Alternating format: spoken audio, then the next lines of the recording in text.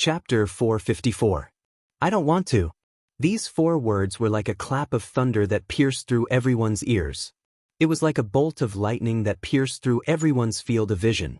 At such a sacred and blissful moment, wasn't someone purposely causing trouble by shouting, "I don't want to," in such an ear-piercing voice? There was an uproar, and everyone turned around to search for the source of the voice.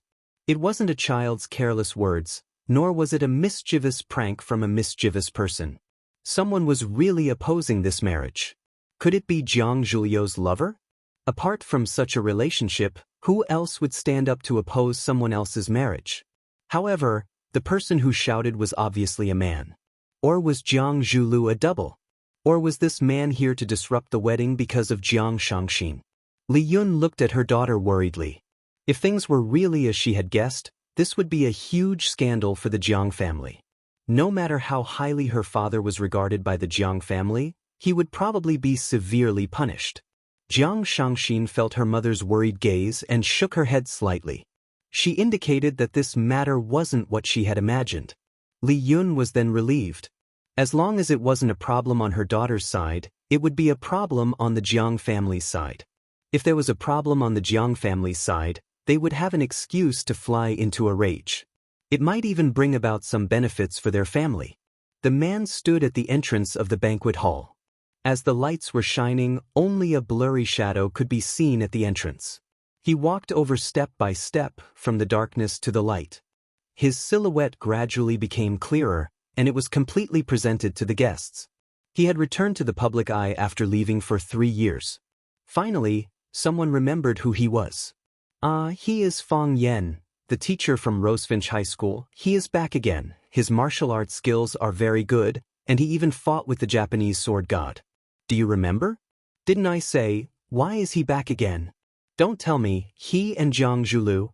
He wore a white shirt and cloth shoes, and his black hair was flying in the wind. His spine was straight, and he looked prouder than everyone else. He walked toward the podium step by step. His footsteps were light, and his body was agile. Many people discovered this strange situation. They realized that watching a man walk was a very pleasing thing to the eyes. Women were not the only ones who thought this way. Even men felt that he was walking a beautiful path. He walked in an imposing manner and was as elegant as an immortal. Fang Yan stood below the stage, his handsome face slightly raised. He looked at the newlyweds and their parents standing on the stage and said firmly, "I don't agree." He said again, "I don't agree." Jiang Zhuliu's expression was extremely ugly as he forcefully suppressed the anger in his heart. He stared at Fang Yan and said, "Fang Yan, if you're here to bless and drink, I'll warmly welcome you. I'll definitely accompany you for a few drinks later. Let's not go home until we're drunk. If you're here to deliberately provoke and ruin my wedding, aren't you going too far?" There were hundreds of friends and relatives present, and they had just given me their most sincere blessings. Aren't you afraid of being condemned by thousands of people for insulting me like this? Jiang Zhuliu lived up to his reputation as one of the 4 prodigies of Huaqing. Even though he was on the verge of exploding, his words were clear and logical. He naturally placed himself on the weaker side, winning the sympathy of everyone present. Moreover, he said that hundreds of guests had come to give him their blessings, but only Fang Yan was here to provoke and ruin his wedding. With one sentence, he pushed Fang Yan to the opposite side of all the guests present. Qiang Longtan had been through a lot, and the change in front of him could not shake his mind. He sighed softly and looked at Fang Yan and said, "You're so young, but why are you so vicious? With your actions, it's my Jiang family and my son Zhuliu who will be insulted. But have you thought about it? Nearly 1,000 pairs of eyes are watching you. Your words and actions will definitely spread. When that happens, you'll be infamous. Who would dare to associate with you, Fang Yan? Who would be willing to be friends with you, Fang Yan? I know that because of what happened to Chaoga, you and Zhuliu had some conflicts in the past. But now, you and Chaoga are living together, and Zhuliu has a girl he likes. Now, he's going to hold her hand and walk down the aisle. Let bygones be bygones, and a smile will wipe away all enmity. It'll be a good story if it gets out. It's inevitable that young people are hot-blooded. We can understand and accept it. But you've done something like this on a day like this. That's already crossed the bottom line of what we can bear. Do you really have to push our Jiang family to the brink of destruction? Fang Yan, stop. Don't walk your own path into a dead end. Qiang Longtan was even more shrewd and ruthless. He kept saying that he was doing this for the good of the young, but he kept putting one evil label after another on Fang Yan's head. Each of his words led the guests below the stage to think. Could a fellow like Fang Yan become a comrade who would fight and retreat together with him? Fang Yan already knew what kind of people the Jiang father and son were. Even a smart woman like Lu Chaoga had been deceived by them for so many years. Even if he wanted to bicker with them, he wouldn't have much of an advantage. His eyes were cold as he looked at Qiang Longtan and Jiang Zhu. He said in a low voice, "I didn't intend to ruin their wedding, even though I really don't like them." Whoosh, a clamor rose from the ground. Wasn't this guy being too straightforward? Even if he really thought that way, there was no need to say it out loud in front of others. Wasn't this a public slap in the face? But this kind of feeling was really refreshing. It could be seen from the ashen complexion of Jiang Longtan and Jiang Zhulu, as well as their twitching brows. Fang Yan held out his hand to Qiang Longtan and said, "Give me Lu Chaoga, I'll turn around and leave." Lu Chaoga? What happened to Lu Chaoga? Why did Fang Yan want Qiang Longtan to give him Lu Chaoga? Everyone present was a shrewd person. When they heard Fang Yan's words, their eyes flickered. They knew that there was an inside story to this matter. "Fang Yan, I said that we didn't touch Lu Chaoga. The last time I saw Lu Chaoga was at a business conference a few months ago. I haven't seen Lu Chaoga since then. What does Lu Chaoga's disappearance have to do with the Jiang family?" Jiang Zhulu shouted through gritted teeth. "What happened to Lu Chaoga?" Qiang Longtan looked at Fang Yan worriedly. He asked anxiously, "What happened to her? What happened to her?" "Lu Chaoga was kidnapped," Fang Yan said viciously, his eyes flashing with a murderous light. "She was kidnapped by you." "You're slandering me," Jiang Zhulu said angrily. "You're slandering us. When did we touch Lu Chaoga? What evidence do you have to prove that we kidnapped Lu Chaoga? You don't have any, and you're slandering us in front of so many people. Just wait for the indictment." Qiang Longtan threw a dirty look at his son, Jiang Zhulu, and said, "Zhulu, now is not the time to deny responsibility. The innocent are innocent, and the guilty are innocent. Let's find Chaoga and listen to her story. The truth will be revealed. Hurry up and send our people out to look for Chaoga. Let's call our friends and ask them to help with the search, and all our good friends and relatives here, please help with the search as well. Help me find Chaoga, and I, Qiang Longtan, will owe everyone here a big favor." Qiang Longtan bowed deeply to the audience, as if he was worried about his father. Some people were moved by Qiang Longtan's kindness and righteousness, and they took out their phones to make calls. For a moment, the crowd kept ringing. Leverage. This was what it meant to be a master of leverage. No matter how dangerous the situation was, no matter how big the crisis, they could always find a fulcrum and successfully leverage it to lead things in the direction they wanted. From now on, Qiang Longtan's image would be magnified in many people's hearts. He would become a good father who would let bygones be bygones and be the first to save his daughter when she was in danger. Qiang Longtan turned to Fang Yan and said, "Fang Yan, tell us, what's going on with Chaoga? When did she go missing? Did you call the police? What did the police say? Who's in charge of the case?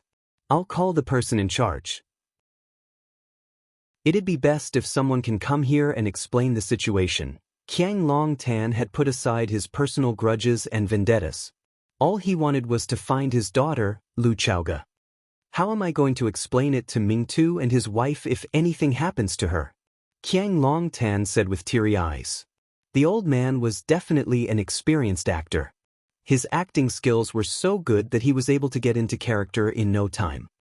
It had to be said that Fang Yan had made full preparations before coming here. However, after Jiang Longtan had created such a sensational drama, the rhythm had already been disrupted by him. The public opinion had already begun to spread in a direction that was not favorable to him. Once it exploded, it would be out of control. "Qiang Longtan, stop putting on this hypocritical show. Don't you feel disgusted? Even if you don't, we all feel disgusted. In order to annex Long to group, you killed Xiaoga's parents. Xiaoga and you are irreconcilable enemies. Fang Yan was trembling with anger. Later, you found out that the Rubik's Cube technology was still in Xiaoga's hands. You sent people to kill her several times. Some time ago, Xiaoga received a secret report saying that you recruited killers from abroad to plan a kidnapping. But because Chaoyan Group has been developing rapidly in recent years and has been suppressing Long to Group, and because you still haven't given up on the Rubik's Cube technology, who didn't know how to act to gain sympathy? Who didn't know how to make up a story? Half of it was true and half of it was false. Let the audience speculate on their own. Whether it was Qiang Long Tan, Jiang Zhulu, or Fang Yan, a group of talented actors gathered together to show off their acting skills. Each of them had a chance to win an Oscar. Chapter 455. History was written by the victors, and the truth was made up by the victors. No one knew the truth, except for the person who knew the truth. Fang Yan resorted to all means possible to smear the Jiang family's father and son. He blended what he knew and then poured it all on the Jiang family's father and son. Jiang Zhuliu's counterattack was to show weakness and attack Fang Yan's character from the standpoint of the weak to win everyone's sympathy. Qiang Longtan's response was selflessness and love. He made himself into a great father who could bear any humiliation and grievances for the safety of his children. He didn't speak the truth, didn't present evidence, and didn't respond to Fang Yan's attack. However, this was the best way to respond. Each of them used their unique skills, and the hundreds of guests were dazzled and couldn't tell the truth from the lies. It was easy for humans to believe in what they saw and what they heard. However, what they saw and what they heard must be true. Now that Fang Yan jumped out and angrily accused the Jiang father and son, it naturally gave people the impression that the Jiang father and son had stabbed them in the back. At least there were suspicions in this regard. If they didn't stab them in the back, how could Fang Yan come over on the day of the Jiang family's wedding to ask for them? Hearing Fang Yan slander him for murdering his friend and his wife for money, Qiang Longtan's face turned angry. He glared at Fang Yan fiercely and shouted, "Ignorant boy, who ordered you to come here to frame me? I, Qiang Longtan, have always been upright, and I've never done anything like what you've said. If I say even half a word of falsehood, let me be struck by lightning and die a horrible death. Mingtu and his wife are my close friends and also my right-hand men in my business. I often think that if the two of them were still alive, what level would Longtu Group have reached by now? Is it number 1 in Wuxia? Or is it number 1 in the world?" With a sad and regretful expression, Qiang Longtan said, "It's a pity that the heavens are jealous of the talented. Mingtu had passed away early, so he had passed all the work to me. My management ability was inferior to his, and my research ability was like the difference between a firefly and moonlight. But I can't slack off. I can only do my best to move forward.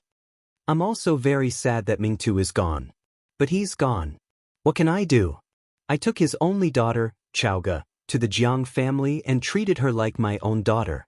I loved her more than Zhu Lu, and I doted on her more than Zhu Lu. Everyone here, when have you ever heard of us mistreating Xiaoga? Have any of you ever heard of our family treating Xiaoga unfairly or wrongly? She said she wants to study abroad, and I support her. I support you 100%. The only thing we argued about was that she wanted to go to the country where her parents were killed. I wouldn't let her go no matter what. It was too dangerous and chaotic there. She wants to study education, and I think it's a good idea. It's a great thing for a girl to teach and educate others. I know Xiaoga is smart, and I really hope that she can help me in the company after she graduates. But I respect any choice she makes." Qiang Longtan looked like an old man who had been forced into a corner by evil forces. He looked at the bride, Jiang Shangxin, with an apologetic expression on his face and said, "Yes, there's one thing that the Jiang family did not do right. It's not a secret, and I'm not afraid to say it in front of Shangxin and their relatives and friends. Zhu Lu and Xiaoga have grown up under our watch. The more we look at them, the more we like them, and we hope that they can become a couple. In that case, won't our family be even closer? If they have another child, what a happy family that will be. I tried a few times and found out that Chaoga has no interest in Zhu Lu, so I gave up on the idea. Zhu Lu's mother spoils him too much, and she wanted to make this a success, so she put in a lot of effort. This is the opposite of Chaoga's original intention, and the Jiang family has let her down. Later on, Chaoga fell in love with a guy outside. She listened to slanderous rumors and argued that she wanted to split from us and take back her parents' shares. We were willing to give her the shares because they were left to her by her parents, and we wouldn't take advantage of her. But we can't split from the family. The new energy industry has been developing rapidly in the past few years, and everyone is trying to make it bigger and stronger. Why did we split a large company into two? What was that for? If we split it, what advantage would we have to compete with others? After listening to Qiang Longtan's confession, there was a lot of discussion below the stage. That's right. I know about this too, and there was a huge argument at the time. Only someone crazy would split Longtu into two. If Longtu hadn't gone through all those things, it would definitely be developing even more fiercely now. Lu Chaoga is such a heartless woman. She was so easily fooled by that pretty boy outside that she wasted her good looks. Jiang Longtan fiercely looked at Fang Yan as if he was going to fight him to the death. He said, "If she wants the shares, I'll give them to her. If she wants to split from the family, I'll split from her. Children are all grown up and have their own ideas. As parents, we can only do our best to support them, and if we can't, we'll have to forgive them." Fang Yan, tell me, who got the shares Lu Chaoga took with her? Who benefited the most from her Rubik's Cube technology? If I remember correctly, you're the third largest shareholder of Chaoyan Technology, aren't you? Fang Yan, you're just a gigolo. You're just a little Miss Rosefinch who became a billionaire because of Lu Chaoga. Chaoga was so nice to you, and she gave you her whole heart. Is this how you treat her? She's missing, she's been kidnapped, and we don't even know if she's alive or dead. Instead of trying to find someone to get her back, you're here to pester me? What's in it for you? If it makes you feel better, Jiang Longtan suddenly jumped down from the stage and rushed in front of Fang Yan. Like an angry rooster, he patted his chest and said to Fang Yan, "If you feel comfortable doing this, then punch me a few times, kick me a few times. As long as it can make you happy and vent your anger, then please help me find my daughter Lu Xiaoga. She's too pitiful to be alone outside." Qiang Longtan was like a crazy father who had lost his mind. He had lost his usual gentleness and composure. He didn't care about dignity or face, and he didn't hesitate to let Fang Yan punch and kick him. Some people fought with their lives, while others fought with their power. Jiang Longtan had thrown caution to the wind at the most crucial moment and fought with his power. Therefore, he had taken control of the entire situation and gained the upper hand. No one would think that Qiang Longtan had lost his composure, because he was a father who had abandoned everything for his daughter. He was a father worthy of admiration and love. As a result, not only was Fang Yan hated by everyone present, but Lu Chaoga was also condemned as a disloyal and unfilial son. When it came to judging the situation, no one could compete with Qiang Longtan, that old fox.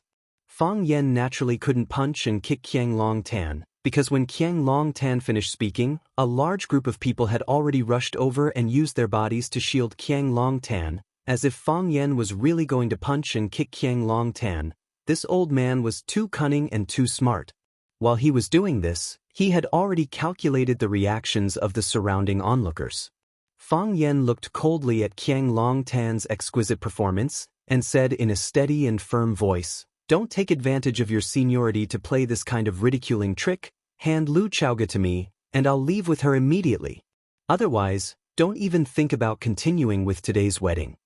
Fang Yan swept a glance at Jiang Zhulu and Jiang Shangxin, the newlyweds, and said, "You guys kidnapped my woman, so I won't let you guys live happily ever after." Seeing that a group of men in black, who were in charge of security, had received Jiang Zhulio's order to come over and arrest them, Fang Yan said with an indifferent expression, "I can't win against you guys with words or acting, but I can win against you guys in a fight. Why don't you guys give it a try?" The moment he said this, the crowd quietened down instantly. The men in black who were running toward him also stopped in their tracks, and they looked at Fang Yan, who was standing at the same spot and looking at them with a look of disdain. Was this guy really not a lunatic? They had seen arrogant people before, but they had never seen someone as arrogant as him. There were hundreds of guests present, and in addition to the service and security personnel, there were more than 1,000 people in the entire Longtu club. Why did he have the courage to say something so stupid like he was the best in martial arts? If an expert were to stand out and beat him up, wouldn't he be so embarrassed? Qiang Longtan felt very aggrieved. The aura that he had painstakingly built up had been destroyed by these idiotic bodyguards just like that. Even if he couldn't win, he still had to go up and fight. There were still the police if he was injured. The police would only be able to charge him with intentional assault if they were injured. Of course, standing in his position, it wasn't very appropriate for him to get someone to go up and fight with Fang Yen at this point in time. Thus, he waved his hands to dismiss the bodyguards in black.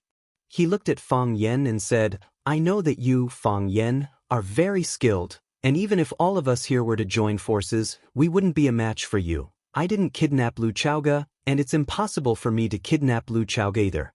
Otherwise, you can beat the entire Jiang family to the ground and search for them yourself. Or you can help me find Lu Chaoga. No matter what, don't stand here and waste time." "I won't waste my time, and I won't waste my time saving people," Fang Yen said loudly. "I have evidence to prove that the Jiang family kidnapped Lu Chaoga." Chapter 456. A stone stirred up 1,000 ripples. Fang Yan's shout of, "I have evidence," made the atmosphere reach a new climax once again. This climax was hidden and buried. It was like a volcano in the deep sea. No matter how intense the eruption was, there were only a few ripples on the surface of the water. Everyone looked at each other with deep meaning in their eyes, but they didn't exchange any words. At such a sensitive moment, no one was willing to let others get hold of their weakness or show their excessive enthusiasm over some small details. It was a taboo in etiquette for these reputable people. Fang Yen didn't come to the Jiang family without any evidence, but he had solid evidence. Could it be that the Jiang family was really the mastermind behind the kidnapping of Lu Chaoga? What evidence did he have to prove that the Jiang family was involved in or directly plotting the kidnapping of Lu Chaoga? However, since he had evidence, why didn't he directly call the police and arrest the Jiang family? Everyone was waiting quietly, and many were secretly looking forward to it. If Fang Yen really threw out some strong evidence, the Jiang father and son would be completely thrown into the abyss today, never to rise again. Jiang Zhulu clenched his fists and shouted, "Fang Yen, do you think my Jiang family has no one?" The matter was obviously not done by the Jiang family. What evidence did he have? What evidence could he have? Even if he had evidence, it would be a frame-up. Fang Yen didn't yield an inch and pressed forward step by step, really forcing Qiang Longtan and Jiang Zhulu. This was Jiang Zhulio's wedding. The bigger the matter was, the more chaotic the scene would be, and the more embarrassed the Jiang family would be. If the matter of today's wedding were to be spread out, would the Jiang family still have the face to see others in the future? This Fang Yan's mind was too vicious, and he was too good at choosing the right time. The best way was to keep the peace and end it here. However, this was obviously not what Fang Yen wanted to see. Jiang Longtan's sharp eyes were like needles that pierced Fang Yen. His voice was calm and dignified as he said, "I just thought that you're a junior. This junior's way of doing things is a bit out of line, but there's still a reason that can be forgiven. Now I think you are a vicious beast that eats people without spitting out the bones. Fang Yen, you're forcing the Jiang family into a corner. Fang Yen, I know you hate our Jiang family. I know you want to destroy our Jiang family. Since you're here today, it seems that you've made sufficient preparations. Since you insist on doing this, I am not in a position to stop you. You say you have evidence, then show me your evidence. If you can't produce any evidence, I, Qiang Longtan, will kill myself on your body today. The Jiangs are all businessmen, but they are also hot-blooded." A tall, thin, and gentlemanly middle-aged man walked over. He looked at Fang Yen with an unfriendly gaze and said, "This is the first time we've met, but I've heard of your name for a long time. Every time there's something related to you, you're the one who messes with others." Fang Yen didn't like hearing this. He coldly glanced at the middle-aged man and said, "I'm very interested in every time you talk about something related to me. What are those things? You must not remember, right? 3 years ago, the Maple Leaf Club held a charity auction in Yanjing City. It was also you who messed with others and almost caused the auction to be cancelled." The middle-aged man said aloud, "It's the same this time. This is a wedding, the most sacred and happiest moment for a couple of families. You jumped out and made a scene. Your words were vicious, your means were cruel, and you forced and humiliated people to death. Aren't you afraid of retribution?" Fang Yen sneered and said, "I'm sorry, but I still remember what you said. 3 years ago, when I returned to Yanjing for the festival, I heard that the music addict was going to perform at a gathering with my friends. I shamelessly asked someone to help me bring her into the Maple Leaf Club. I didn't expect that there would be people who didn't like us. They just scolded us a little and endured it. Who asked you to be the young masters of a famous family? We're just poor children from a small family. But you still want to step on us and never be able to rise again.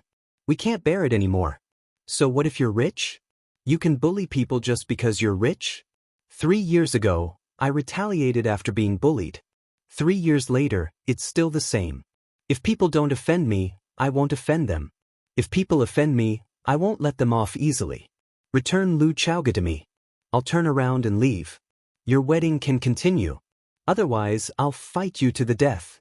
You're twisting words and forcing logic." The middle-aged man sneered.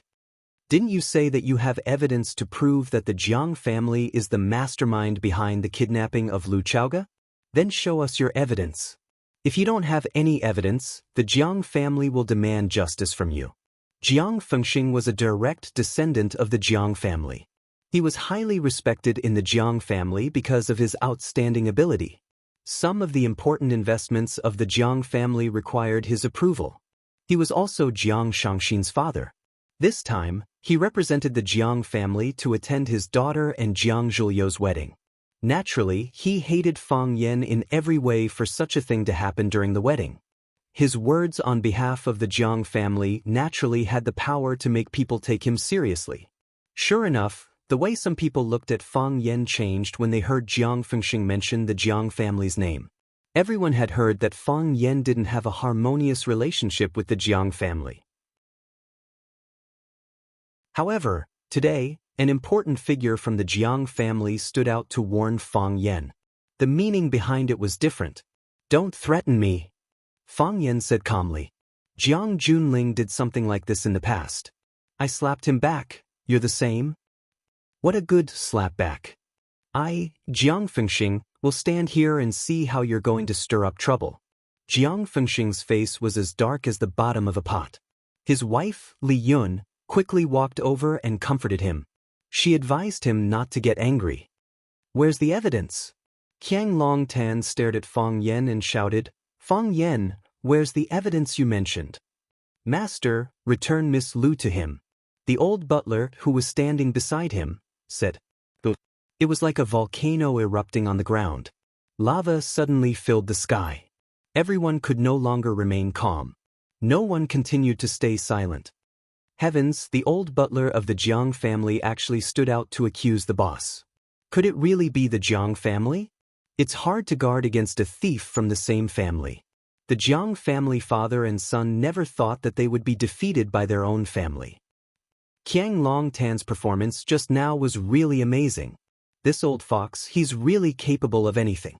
No one thought that the old butler of the Jiang family would stand out and accuse Jiang Longtan of asking him to release Lu Zhua. This knife was aimed straight at the heart. The pain was bone deep. Slap. Jiang Zhulu slapped the old butler's face. His eyes were bloodshot as he roared, "Old dog Lu, tell me clearly. Who do you think should release Lu Zhua?" The old butler's original name was Lu Tong. He was an old man who had followed Qiang Longtan to fight for the world. He was the person that Qiang Longtan trusted the most. He was also Jiang Longtan's brain and heart. Just like how every king had some dirty and evil things that needed someone to clean up. For example, the eunuchs and the imperial secret service in ancient times. Lu Tong was the confidant that Qiang Longtan had chosen to clean up these most private matters. It was also because of his recognition of Lu Tong that he entrusted the future hope of the Jiang family to him. Jiang Zhulu had deep feelings for Lu Tong. He had always called him Uncle Lu.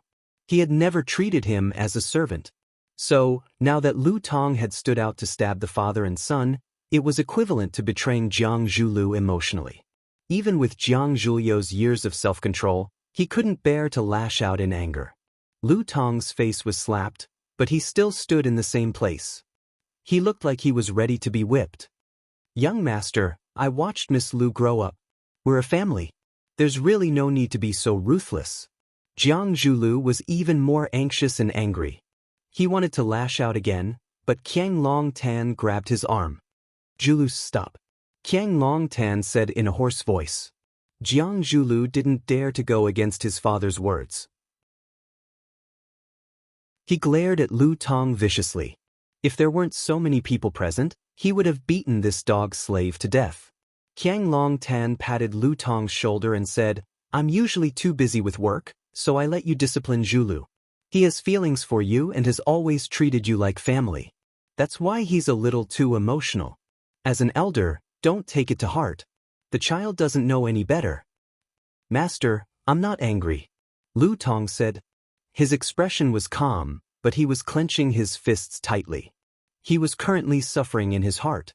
No matter what the reason was, standing out to report his master was a betrayal in the eyes of everyone. From now on, no one would ever trust him again. "Zhulu doesn't treat you like an outsider. The Jiang family doesn't treat you like an outsider either. I even treat you like my best brother." Qiang Longtan's voice was hoarse, and he looked very emotional. "Master, your love for me is as heavy as a mountain. I'll never forget it," Lu Tong said with red eyes. "It's not easy for everyone to live. Maybe you have your difficulties, and I understand you. But I don't understand. But what can he give you? If you want, you can ask me for it. We're brothers. As long as you're willing to ask, I'll give you everything." "Lu Tong, what can Fang Yen give you? What did he use to bribe you?" "Master, Fang Yen didn't bribe me." Lu Tong shook his head in denial. "I've been by your side for a long time. When you and Mingtu first established Longtu Group, I was behind you. I was your trusted and taken care of. I watched Zhulu grow up, and so did Chaoga. I don't care what conflicts or grudges you have, and I can't do anything about it. But Chaoga has already lost her parents and left the Jiang family. Shouldn't we give her a way out? Isn't this a little too violent?" Lu Tong bowed deeply to Qiang Longtan and said, "Master, let Chaoga go. She's still young and doesn't know any better. Give her a way out?"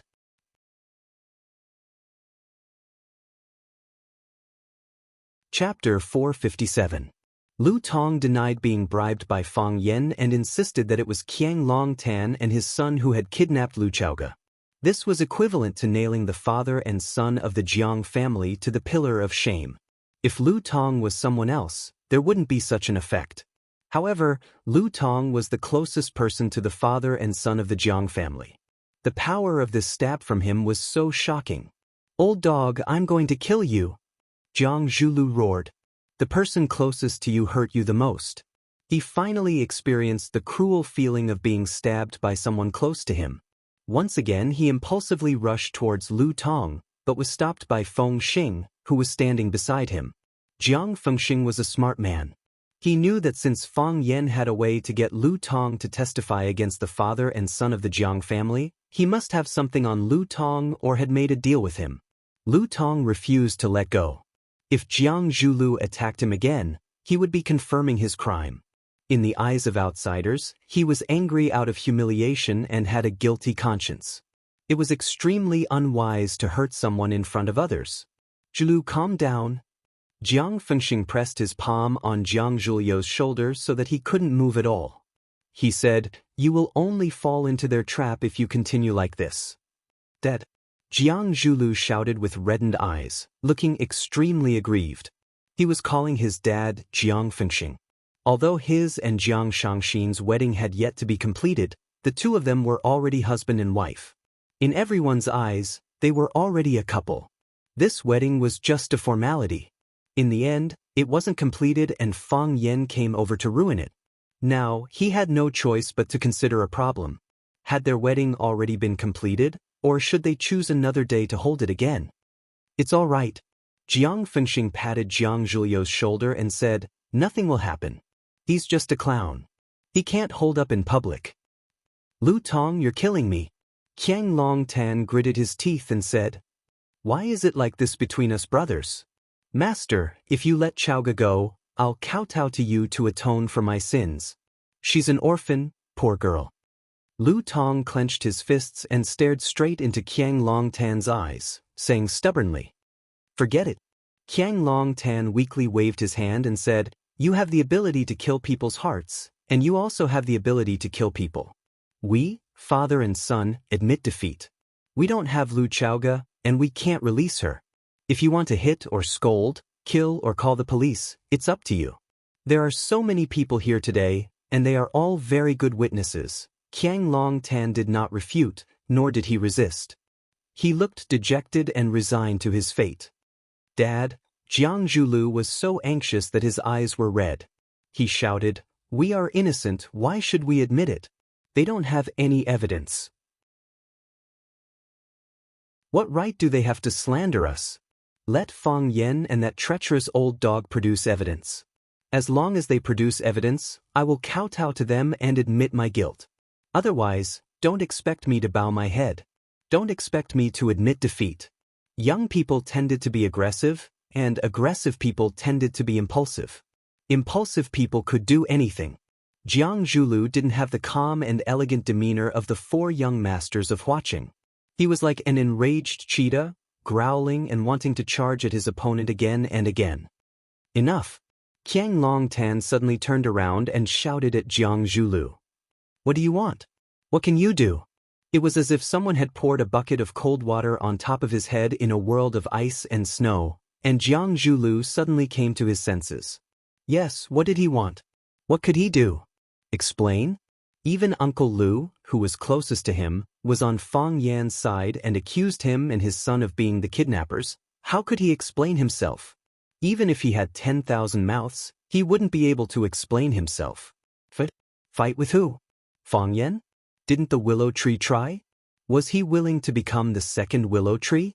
Jiang Zhulu suddenly felt a great sense of helplessness. It was like an ant finding it hard to lift an elephant, or a young eagle finding it hard to soar into the sky. He had the heart to kill the thief, but he couldn't. All this time, Jiang Zhulu had thought that he was powerful and omnipotent. It turned out that he had been wrong before, and he had been bullied until he couldn't lift a fist. He had experienced this twice. Fang Yan had given him the first time, and Fang Yan had given him the second time. Jiang Zhulu had never been so depressed before, and his body was turning cold. After scolding his son, Qiang Longtan turned to Fang Yan and said, you win. You're the biggest winner today. Let me repeat myself.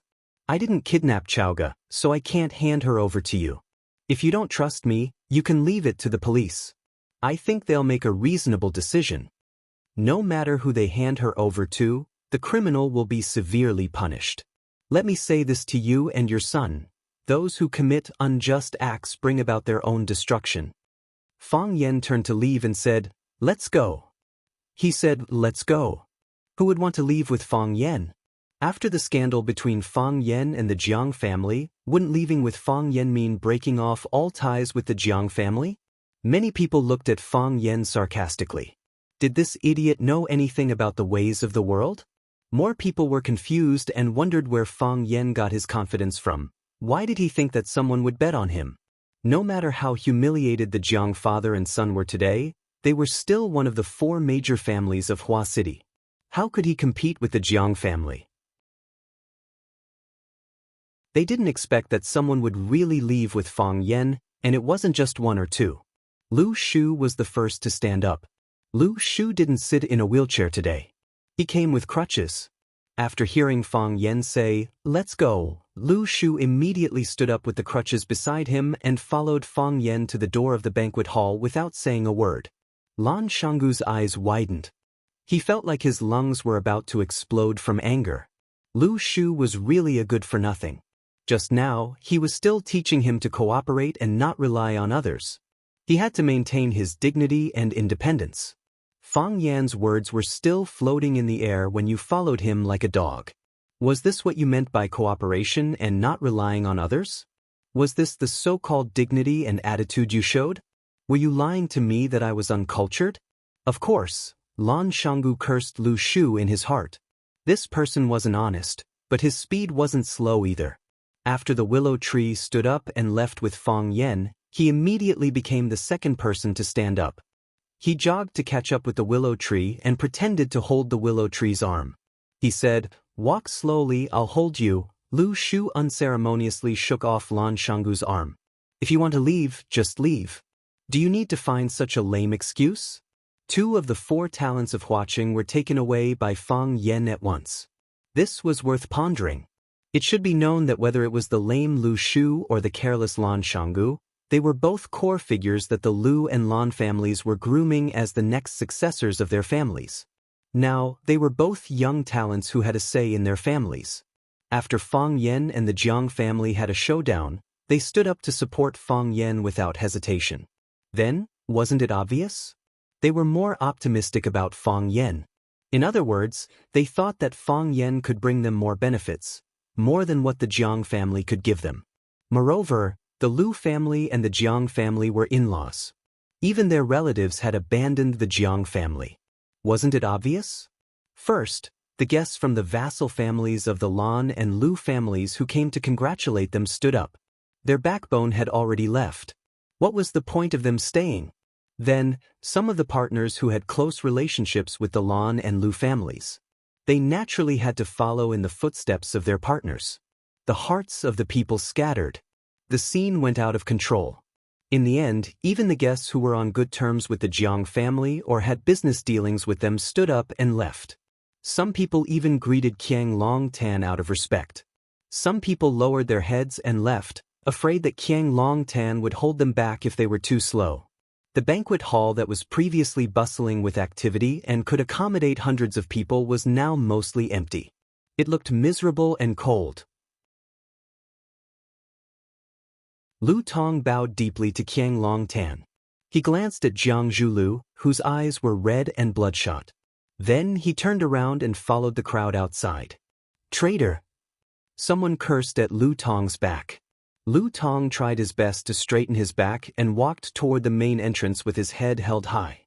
Jiang Fengxing walked over and patted Qiang Longtan's shoulder. He said, "Old Jiang, don't take it to heart. Everything will be over soon. They will regret their choices today." Even though he said that, he and his wife still dragged their daughter away from this annoying place. Qiang Longtan's wife wanted to comfort her husband and son, but Qiang Longtan waved her away. Qiang Longtan chased everyone away. The banquet hall that could accommodate hundreds of people was only left with the Jiang father and son. Qiang Longtan sat down on the steps of the tea stage. He reached out to Jiang Zhulu and asked, "Do you have a cigarette?" Jiang Longtan did not smoke. He would only smoke once in a while when he was feeling extremely agitated. Obviously, Qiang Longtan's current mood could no longer be described as extremely frustrated. Since it was Jiang Zhulio's wedding today, he naturally had a few packs of cigarettes in his pocket. He took out a cigarette and passed it to his father. Then he took out a lighter and lit it up for his father. Then he took out a cigarette and lit it up. Following his father's example, he sat down on the red carpet without caring about his image. Qiang Longtan took a deep puff of the cigarette and allowed the warm smoke to filter through his lungs. Then he exhaled it gently. He looked in the direction of the empty main entrance and sighed softly. "I haven't seen this kid for 3 years, and he has already become powerful. The younger generation will surpass the older."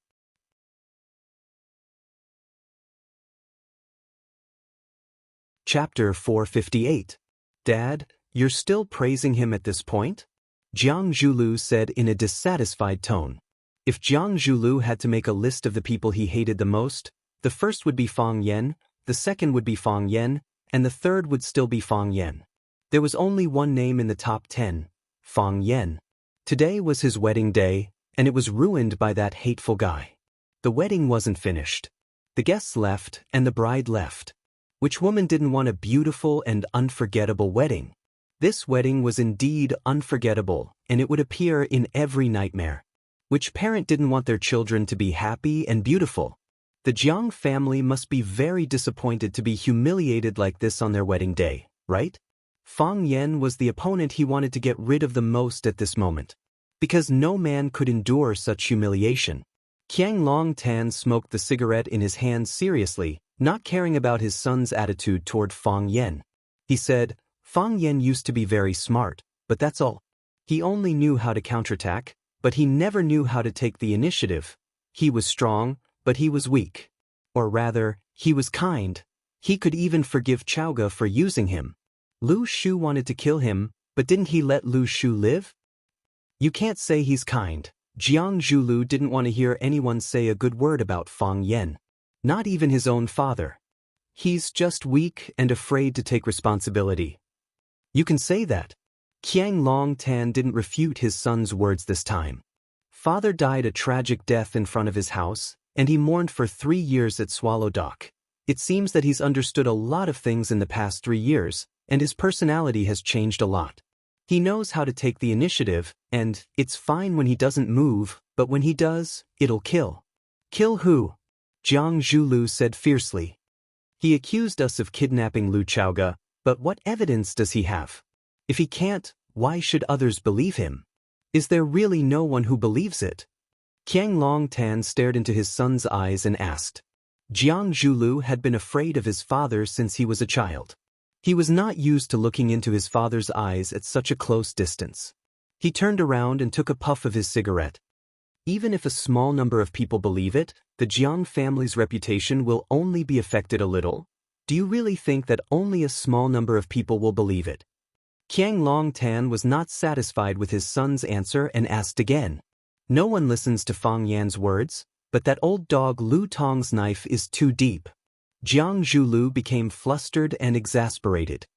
If he didn't jump out to testify against us, how could we be in such a difficult situation?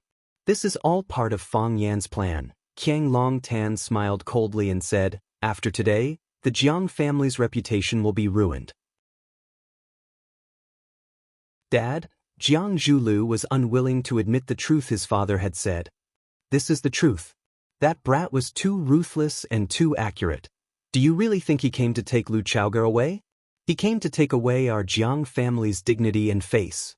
He wants our Jiang family's reputation to be ruined, to become the talk of Huaqing and a laughingstock in their hearts. Haven't you noticed the frequency of his actions? From the moment he jumped out with a face full of anger and shouted that I didn't agree, he started digging holes and burying us father and son in them. He said he had evidence in his hands, so why didn't he say it the moment he appeared? He just wanted to use some time to spread the news of Lu Chaoga's kidnapping. He wanted to tell the whole story in front of everyone. He wanted to build momentum for himself and Lu Chaoga so that everyone would automatically associate it in their hearts. So that they would subconsciously suspect us father and son to be the culprits behind Lu Chaoga's kidnapping. Qiang Longtan looked at his son, Jiang Zhulu, and asked, did we kidnap Lu Chaoga? Of course not, Jiang Zhulu denied flatly. How could we do such a thing? We know we didn't. Do the guests here still believe it? Will the people of Huaqing who didn't come but heard the news believe it? I believe, at this moment, this matter has already spread to every corner of Huaqing, right? Whether Lu Chaoga was kidnapped by us or not, it is no longer important to us now.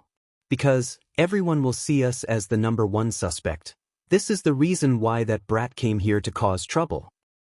He wanted to pull us down from the high platform. No, he wanted to step us into the mud. Qiang Longtan's thoughts were clearer and crueler, and he said, so, Lu Tong appeared.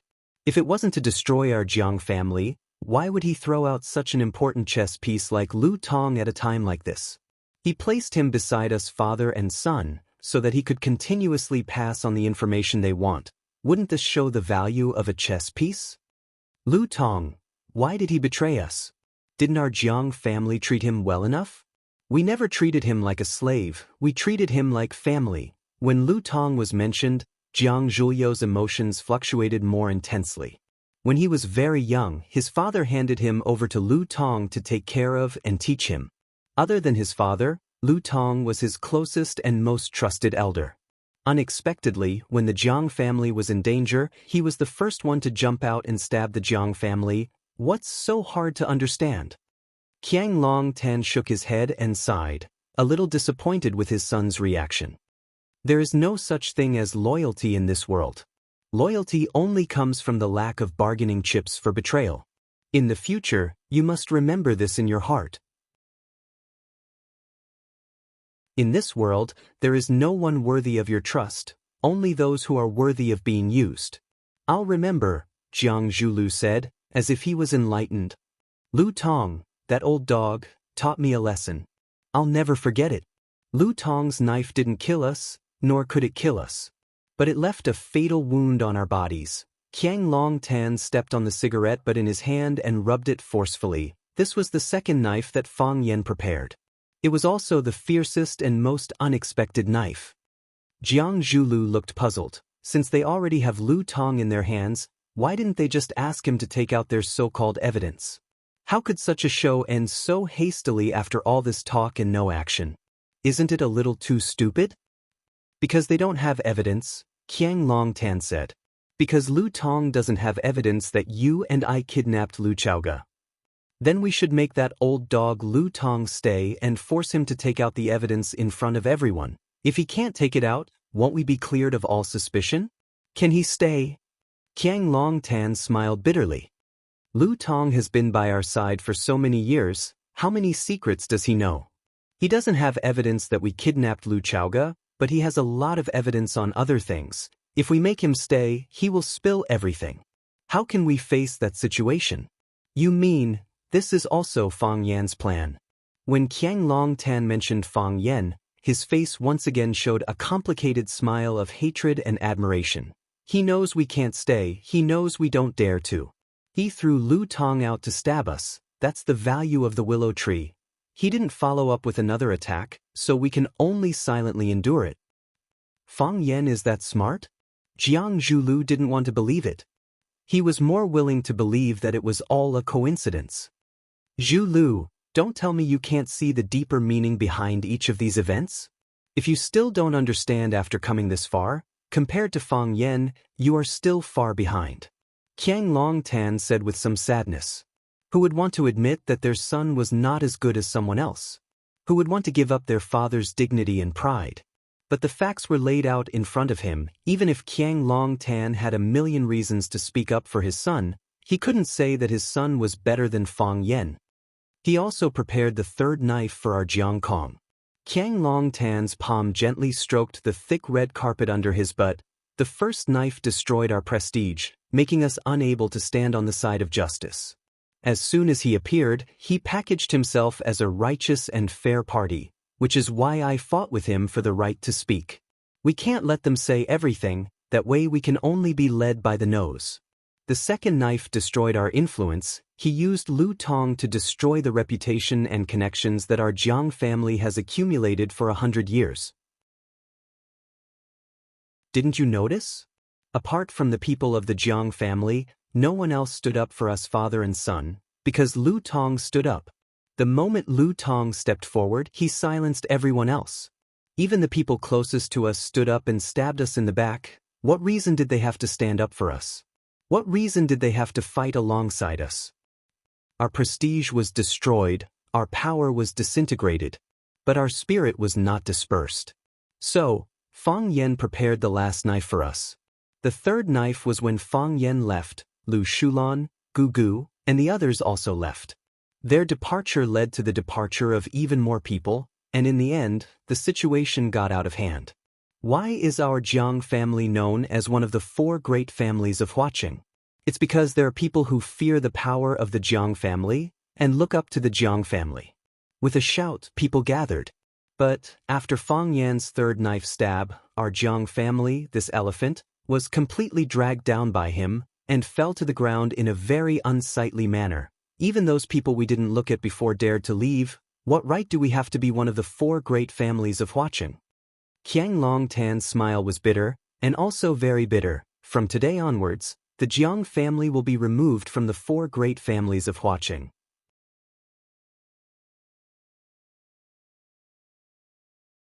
Chapter 459. From today onwards, the Jiang clan would be removed from the 4 major clans.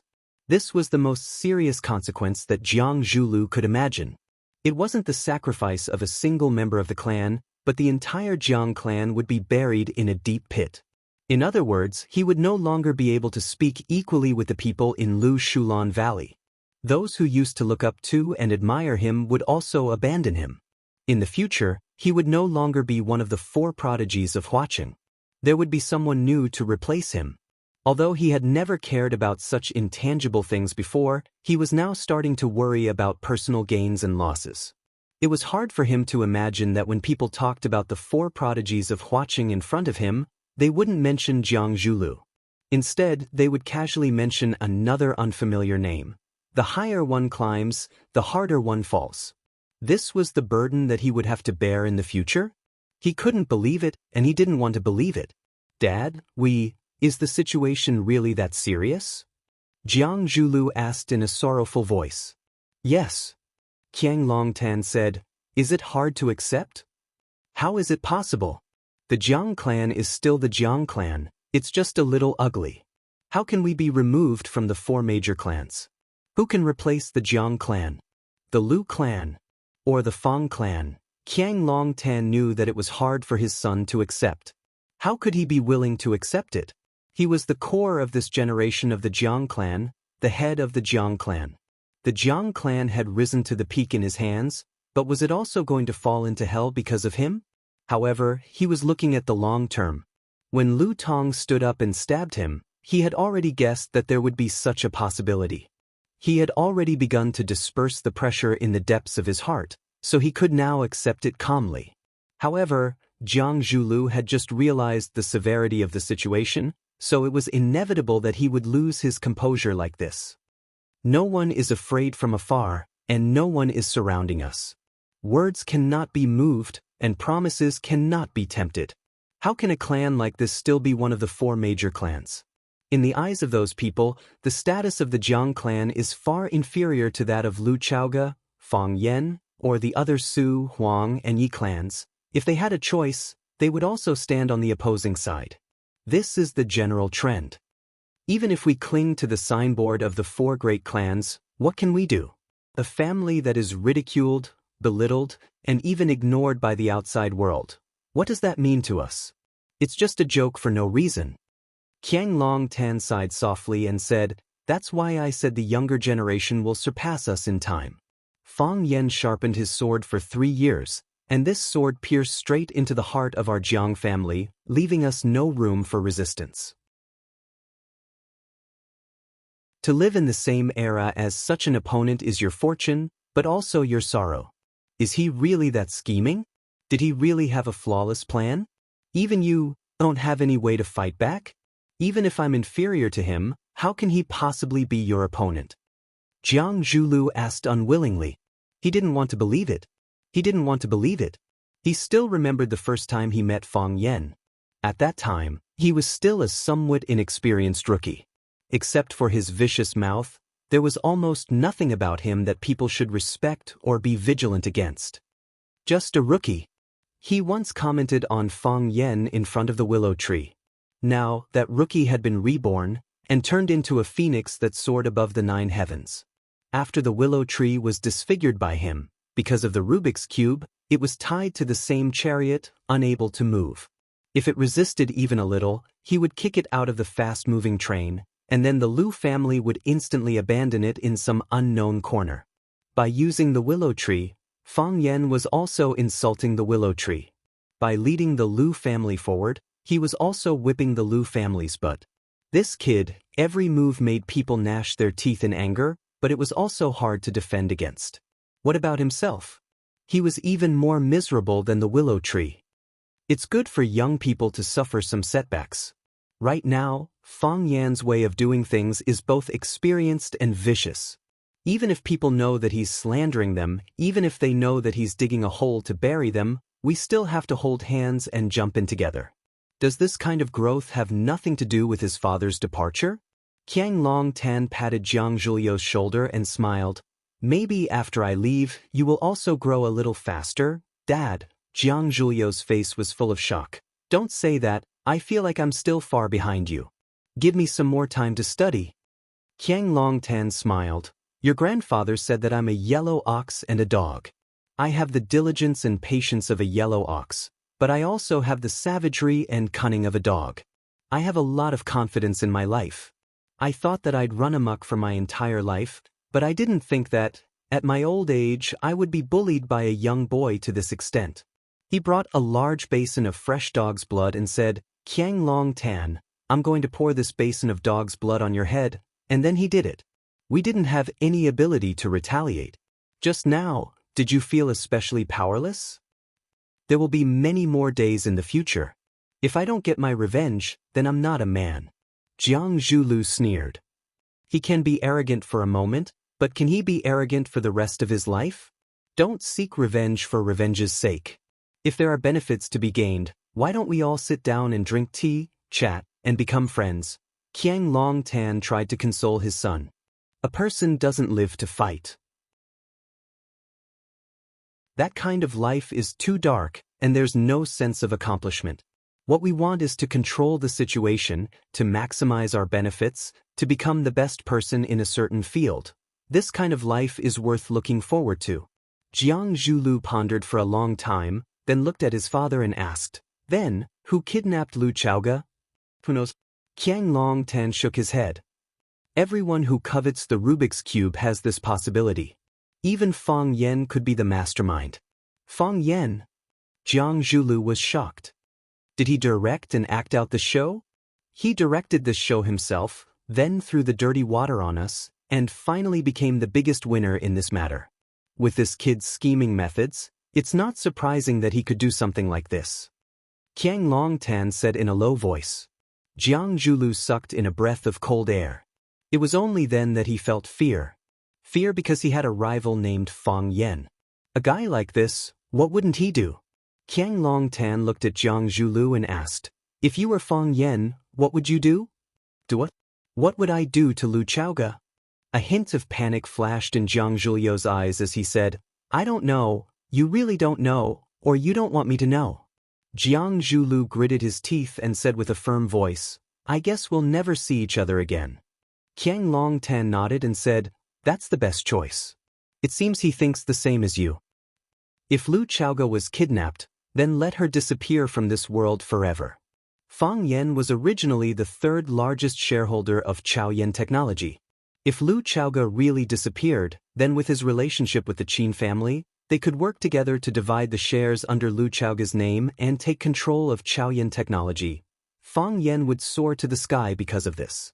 When Fang Yan walked out of the Longtu Club entrance, a GMC off-road RV was already parked on the side of the road waiting. Seeing Fang Yan walk over, the front passenger door opened and Qining jumped out to help open the back door. After Fang Yan got in the car, Qining was about to close the door when he saw Fang Yan's eyes. He stopped what he was doing and waited by the side with the door open. Lu Tong followed closely behind and got in the car, followed by Lu Shu, who limped over, and his old friend Lan Gulu. Fang Yan nodded and Qin Ying tactfully closed the door. When Qin Ying jumped back into the front passenger seat again, the RV slowly started. Lan Shanggu looked at Fang Yan with a smile and said, Master, I know you have a lot of things to take care of when you come back, so I didn't rush over to bother you. I was thinking of finding time to treat you to a drink. I didn't expect to meet you today. There's no hurry to drink, Fang Yan said. Lu Shu looked at Fang Yan and asked, Miss Lu Chaoga, was she really kidnapped? She was really kidnapped, Fang Yan said in a low voice. The atmosphere in the car suddenly became heavy, and even breathing became more difficult than before. Lan Shanggu didn't speak, and Lu Shu didn't speak either. Lu Tong lowered his head and pretended not to hear their conversation. Seeing their expressions, Fang Yan understood what they were thinking and said, She's very important to me, I want to save her. Seeing Fang Yan's attitude, Lan Shanggu and Lu Shu clearly felt a lot more relaxed. If Fang Yan had his own selfish motives and was willing to abandon that woman, they would have to make a choice again. Would they be loyal to Fang Yan, or loyal to their previous partners? The answer to this question was self-evident. Lan Shanggu took out his phone from his pocket and dialed a number, then said, Find Lu Chaoga. Lu Shu also took out his phone and sent 3 words to a number that wasn't recorded on his phone. Lu Chaoga. Fang Yen sighed softly and said, "Everyone from now on will be in the same boat, sharing wealth and prosperity. If the boat is about to capsize or fall apart, you can find someone else. I'll tell you to take care. But if we're sailing smoothly, and there's still someone who's half-hearted, then don't blame me for being impolite. Even if the boat is about to capsize or fall apart, do I have any other choice?" Lu Shu asked back. The answer to this question had already expressed his attitude. Lan Shanggu smiled and said, "Master, from now on, I'll follow your lead."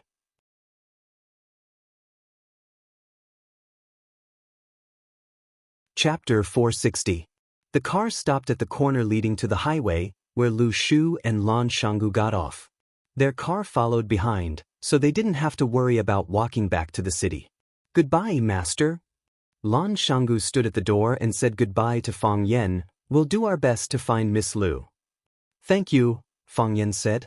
The car door closed and the GMC set off again. Watching the car disappear into the distance, Lan Shanggu asked, "Are we really going to look for her?" Lu Shu thought for a moment and said, "He's really going to look for her."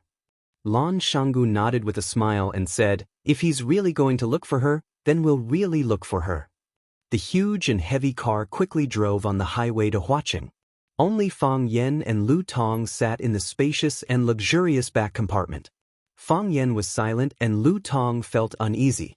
When Lu Shu and Lan Shanggu were here, he felt more relaxed and comfortable. Now that Lu Shu and Lan Shanggu were gone, why did he feel uneasy all over? Lu Tong suddenly remembered that when Lu Shu and Lan Shanggu were sitting here, the atmosphere was also a bit gloomy, and they were deliberately flattering him when they spoke. Obviously, they were afraid of Fang Yen, or had something to ask of Fang Yen. This man who disappeared for 3 years, showed the aura of a king as soon as he returned? Was this just a temporary illusion, or was the energy that had been secretly accumulated over the years finally going to explode? Was Fang Yen going to become the representative of the rising power in Huaqing? No matter what, after this battle, no one could ignore his existence anymore. Fang Yen was in Huaqing. Fang Yen seemed to have just remembered Lu Tong's existence. He turned his body slightly so that he could talk to Lu Tong, and his expression deliberately softened. He seemed to be more polite than he was to Lu Shu and Lan Shanggu. "Mr. Lu, it's been hard on you," Fang Yen said gratefully. Lu Tong paused for a few seconds, then sighed heavily and said, "I just did what I promised, Master." When he heard Lu Shu and Lan Shanggu call Fang Yen young master, he followed suit. He knew very well that Fang Yen was just a teacher at Rosefinch Secondary. Oh no, a security guard. Betraying one's master was a disgrace in anyone's eyes. Even though Fang Yen was speaking to him amiably now, he also understood the other's thoughts. It was impossible for him to look up to someone like him. If he kept his moral integrity, he wouldn't be able to keep his life. If he kept his life, he would lose his dignity. It's so hard to be a human. Fang Yen nodded and said, "I still have to thank you. Without you, we wouldn't have been able to expose the ugly faces of the father and son of the Jiang family in front of so many people. You have been with them for so many years, you should know what kind of despicable people they are, right?" Lu Tong remained silent. The reason he didn't answer was not because he still wanted to pick up some things that he had abandoned, such as dignity and moral integrity. Some things were lost and could never be found again. He just didn't know how to answer this question. Jiang Longtan and Jiang Zhulu, father and son, had indeed done quite a number of evil deeds. Furthermore, a large portion of those deeds had been arranged by him. He was the executor, the garbage cleaner who helped the father and son of the Jiang family. By betraying the father and son of the Jiang family, he was actually betraying himself. However, it was also because he had no other choice. Fang Yen didn't care whether he answered this question or not. He said to himself, "Your little son will be fine. I will let him go. I will let him gamble less and do something serious. He lost so much that he pawned his hands and feet. This is no longer gambling, but gambling with his life. If they really cut off his hands and feet, is he still human?" Master is right. Lu Tong nodded again and again. At this time, If Fang Yen said that shit smelled good and you had a taste, he would also nod and say that he had a good taste. It couldn't be helped. Who asked his little son's life to be in someone else's hands? Lu Tong had 2 sons. His eldest son fell ill when he was very young, and his body was paralyzed and unable to move. His younger son was healthy and smart, but because his family pampered him too much, he developed a bad habit of being arrogant and lascivious. His younger son liked to gamble, which made Lu Tong very worried. Gambling was the most uncontrollable thing. When one was angry, his wife and son would bet everything on it. Gamblers could easily lose control, and once they lost control, they could do anything terrible. Lu Tong talked to his younger son several times, but the results were not ideal. Recently, he cut off his son's financial supply and wanted to use the method of cutting off food to change his bad habit. He didn't expect Lu Tong to find someone to borrow from usury, and before the loan was paid off, he pawned his hands and feet at the God of Wealth casino in Huaqing. If a normal person won over his son's hands and feet, it would be easy to solve the problem. It was just paying back the money. Lu Tong had followed the father and son of the Jiang family for many years, and had some savings. He was confident that he could help his son settle this matter. Moreover, even if he couldn't solve it, he could ask the father and son of the Jiang family for help. If Qiang Longtan or Jiang Zhulu were willing to help, the other party would more or less give some face and end this matter. Who would want to become enemies with the Jiang family? However, it was Fang Yan's people who came looking for him. If Lu Tong still didn't know that his son had fallen into someone else's trap, then he would have served Qiang Longtan for so many years in vain. To stand up and become enemies with his old master, or to let his younger son become a cripple like his eldest son, paralyzed in bed for the rest of his life, the choice wasn't too difficult. Fang Yen looked at Lu Tong's bowing appearance, and his heart was slightly bitter. This was also a father who could sacrifice everything for his son. It was a little familiar, but also a little strange. "What's your plan for the future?" Fang Yen asked. Lu Tong was stunned for a moment, and his eyes stared at Fang Yen with suspicion and vigilance. Wasn't this just a one-time deal? He stood up to help Fang Yen, and Fang Yen returned him a complete son. Why did he have to ask him what his plan was? Fang Yen smiled and said, "If you help me, you'll naturally offend the father and son of the Jiang family. You know very well how the Jiang family does things, and there's another general family standing behind them. In Hua City, only I can protect you from death. In Huaxia, only I can protect you. You dare to take me in?" Lu Tong asked in a hoarse voice. He was a traitor who had just betrayed his master's family. He was already prepared to bear the curses of tens of thousands of people, and was prepared to receive the revenge of the Jiang family and others. In order to save his son, he had to pay this price. Of course, there was a possibility that his son would still be killed by them in the end. "I don't need your loyalty, I only need your ability." Fang Yen smiled. "From today onwards, you're my butler." Eldest young master. Lu Tong looked at Fang Yen in shock. Was this man crazy? He had just betrayed his previous master, and now he had a new one? "Don't ask me what I think, just tell me what you think." Fang Yan's finger tapped on the armrest of his seat as he asked. Thump. Lu Tong slid down from his seat and sprawled on the ground in front of Fang Yen. His movement was so big that Qin Ying, who had been on guard the entire time, almost shot him to death. However, after comparing the martial prowess of Fang Yen and Lu Tong, he gave up on this method. "Eldest young master, from today onwards, I'll be a vicious dog at your feet. I'll bite whoever you want me to bite. I don't ask for great wealth, I just want to ensure the safety of my family." "Qin Ying, make the arrangements," Fang Yen said. Qin Ying answered and began to make a call. He only needed to make a call, and the members of Lu Tong's family who were under their control would immediately be moved to a safe place. A place that was difficult for outsiders to come into contact with.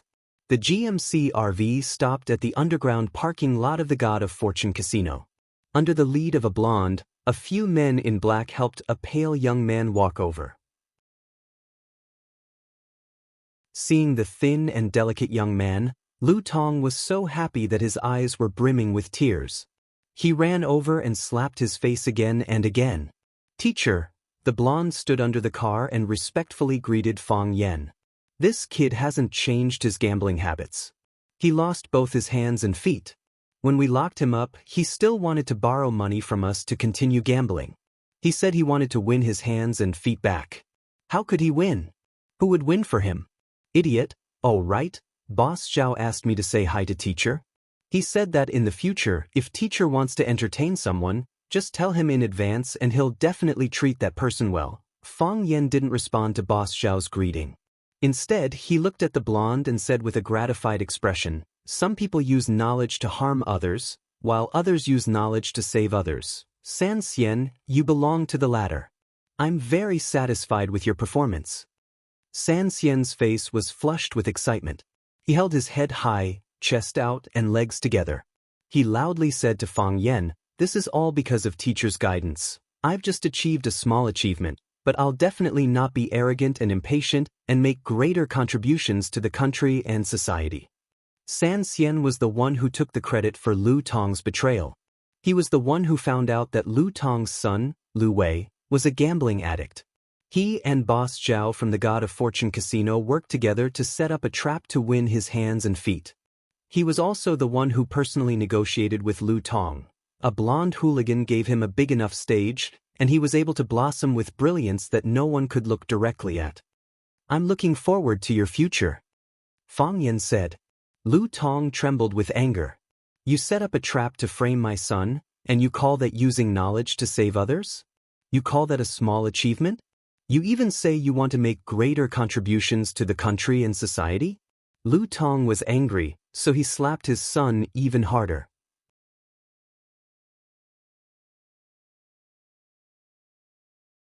Chapter 461. Lu Chaoga heard the sound outside, and her consciousness gradually woke up. She opened her eyes and quickly closed them again.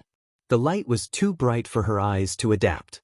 Her last memory still stayed in their car into the truck compartment, and the truck door closed into extreme darkness. Then the car swayed all the way forward. Finally, their brains became heavier and heavier, and then they all fell asleep. Now thinking about it, the truck compartment must have been sprayed with some kind of drug. The drug was sent into the car through the air conditioning gas circulation system of the Mercedes-Benz. Even without opening the door, it could make them lose the ability to resist. What is this place?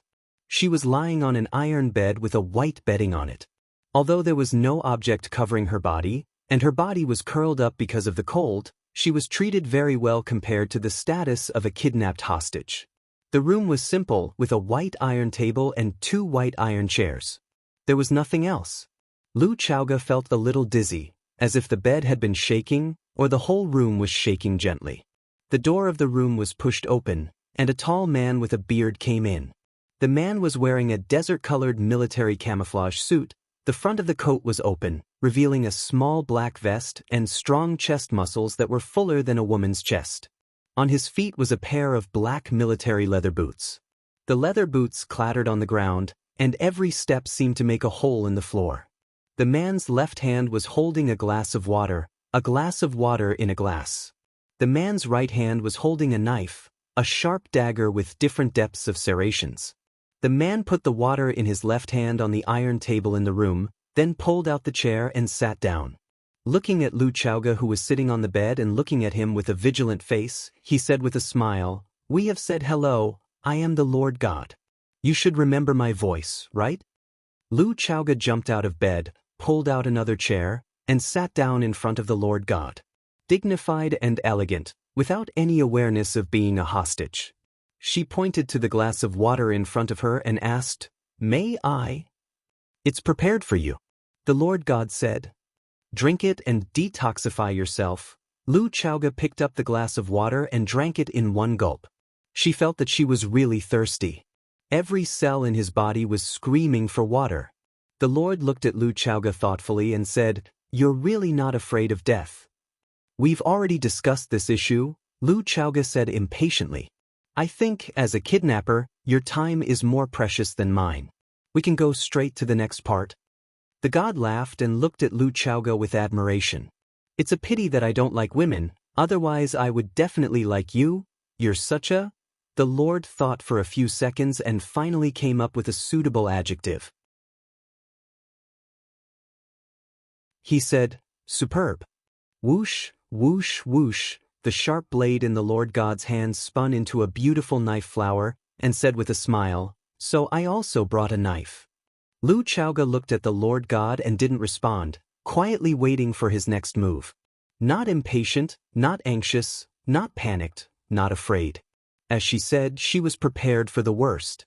The Lord God stared at Lu Chaoga's dignified and beautiful face for a while, then said helplessly, "Meeting a hostage like you is a very unlucky thing for the bandits, because we can't find any sense of accomplishment in it. A woman who doesn't understand fear, this is the first time I've seen it. A kidnapper who talks so much nonsense, this is also the first time I've seen it," Lu Chaoga said coldly. The Lord God laughed and said, "Kidnappers also have emotions, likes and dislikes. It's because I admire you so much that I can't bear to use torture in the past. How about we choose a more peaceful way of communication?" "What kind of peaceful way of communication?" "Give me the Rubik's Cube technology, and I'll keep you alive," the Lord God said. "With the scale of your assets now, even if you hand over the Rubik's Cube, you won't have to worry about food and clothing for the rest of your life. Moreover, you are so beautiful that countless men are willing to do anything for you. Even if they lie at your feet and become a dog, they will also rush to you. I know men too well, you won't lose anything, and you can live a happier and more comfortable life." "Sounds good," Lu Chaoga said with a blank expression. "Don't you think so?" The Lord God comforted softly and said, "In the years you have held the Rubik's Cube, when have you ever had real freedom? You have to follow a large group of people when you go in and out, someone has to go in and check first when you go to the toilet, and someone has to taste everything you eat first. How many assassination attacks have you experienced? How many bodyguards have you sacrificed? Why bother? You have a lot of money but you don't squander it, you have a good time but you don't enjoy it. Why do women make it so difficult for themselves? For something that is no longer important to you, you bet your beautiful little life, is it worth it?" "It's not important to me," Lu Chaoga said. "It's important to him." "Fang Yan?" The Lord God's face was full of sarcasm, and his tone became contemptuous and disdainful. He said, "That pretty boy? Besides having a sissy face, what else could he do? What else can he bring you? Do you need to be so devoted to such a useless man, even at the risk of dying?" Lu Chaoga looked at the Lord God and said, "In this world, there is hatred because of interests, but there is absolutely no love without reason. What he has done for me, you don't need to know. What I can do for him, you can witness." The smile on the Lord God's face gradually faded, and his eyes were murderous as he said in a hoarse voice, "I will kill you, this is what I am best at, this is what I am willing to do for him." Lu Chaoga said, "If I really die, he will be the biggest winner. As long as the Rubik's Cube is not lost, Chao Yen will not fall. I have already made a will that if anything happens to me, all the shares of Chao Yen under my name will be given to Fang Yen. In that case, he will become the largest shareholder of Chao Yen. He will gain true control of Chao Yen." The tiredness on Lu Chaoga's face faded a little, and she said in a very relaxed tone, "If Chao Yen falls into his hands, it will be even more difficult for you to take away the Rubik's Cube. He is not a very easy person to talk to." The Lord God did not speak for a long time. Is this woman crazy? Of course she is not crazy. She is Lu Chaoga, the lifelong owner of the Rubik's Cube technology, the person in charge of Chao Yen technology, and a revolutionary in the field of new energy. In the second year of Chao Yen Technology's founding, she was named the Best Technology Entrepreneur of the Year by Wuxia Finance. In the third year of Chao Yen Technology's founding, she was also named the Best Entrepreneur of the Year by Wuxia Finance. Because the whole year was full of publicity and reports about the little flame of Chao Yen Technology. The United States Time magazine published her photo on the cover of the annual Christmas special issue. The advertising words were, "This woman has illuminated Wuxia and will illuminate the world." Everyone knew that she was an outstanding woman, a strong woman who was worshipped by countless people. However, if you say that she is not crazy, the Lord God is not willing to believe it. Because every word she said is too crazy and too unreasonable. What love does a woman like her need? As long as they run the business well, they will have the world. Everything in the world can be taken, including men. However, she said that she is willing to die for a man. Moreover, she is very happy that if she dies, the man will inherit her inheritance and control her business. Isn't this something that only a madman can do? I don't believe it. The Lord God said, I don't believe that there will be such a person in the world, there will be such a woman. He grabbed Lu Chaoga's arm and put her palm on the table. The sharp edge of the dagger in his hand pressed on the back of Lu Chaoga's hand and said, If I stab like this, your beautiful little hand will be ruined. I know. Lu Chaoga said, Now that she has prepared for the worst, what she is facing now is one of the worst. The Lord God's eyes were slightly cold, and the knife in his hand slowly pressed down. The skin on the back of Lu Chaoga's hand was cut, and blood flowed out along the sharp teeth of the knife. Then it pierced through the flesh and bone, and the sharp blade went through the back of Lu Chaoga's hand. Clang.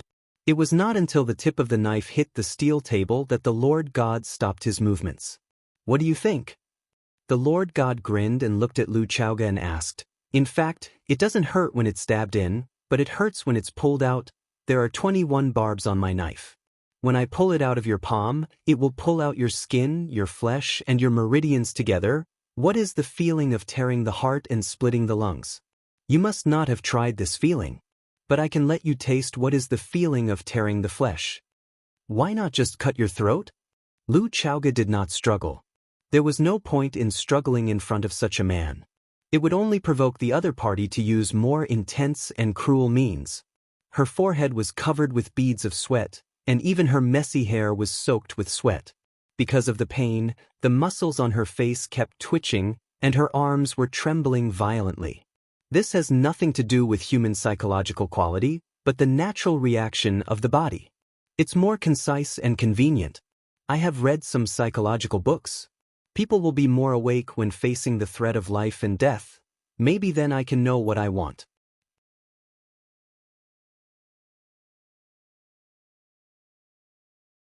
Chapter 462. Slit the neck. The Lord sneered.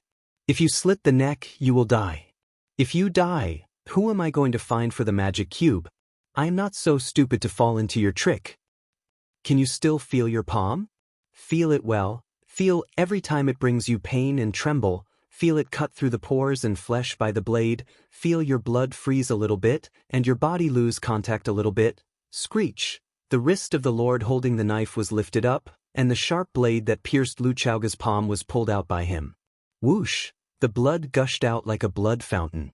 The bright red blood splashed on the face and body of the Lord, and Lu Chaoga's own face and body.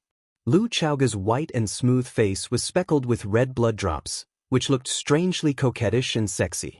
She didn't make people feel pitiful. She never made people feel pitiful.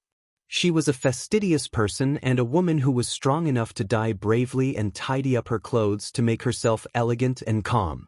The rain of blood fell from the sky, and the Lord stuck out his tongue to lick the blood stains on the corners of his mouth and began to become excited. He held the dagger with teeth upside down, laughed and looked at Lu Chaoga, and said, Lu Chaoga, how do you feel? Do you enjoy it? I am already excited. Are you the same as me? Lu Chaoga's face was as white as paper, and her forehead was sweaty. The pierced palm trembled on the table, but it tried its best to maintain its previous sitting posture.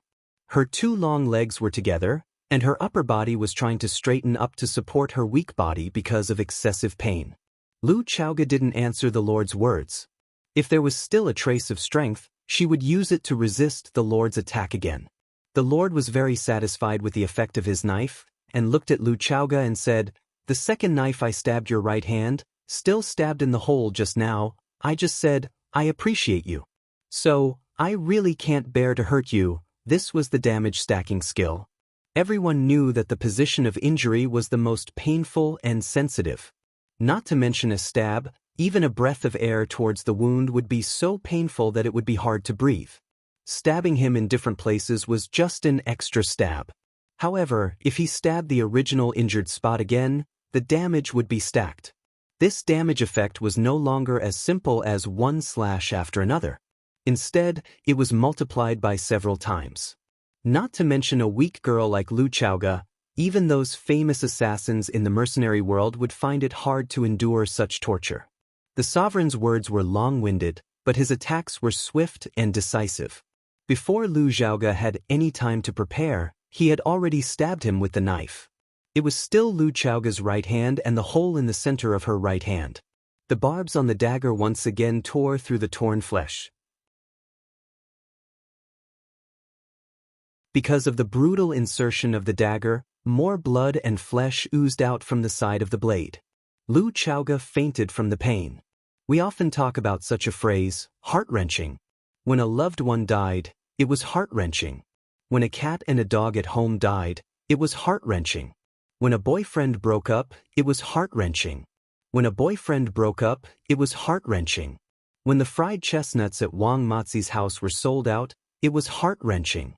When they didn't get a private room at Cash Locker KTV, it was even more heart-wrenching. How many people had experienced the real heart-wrenching pain?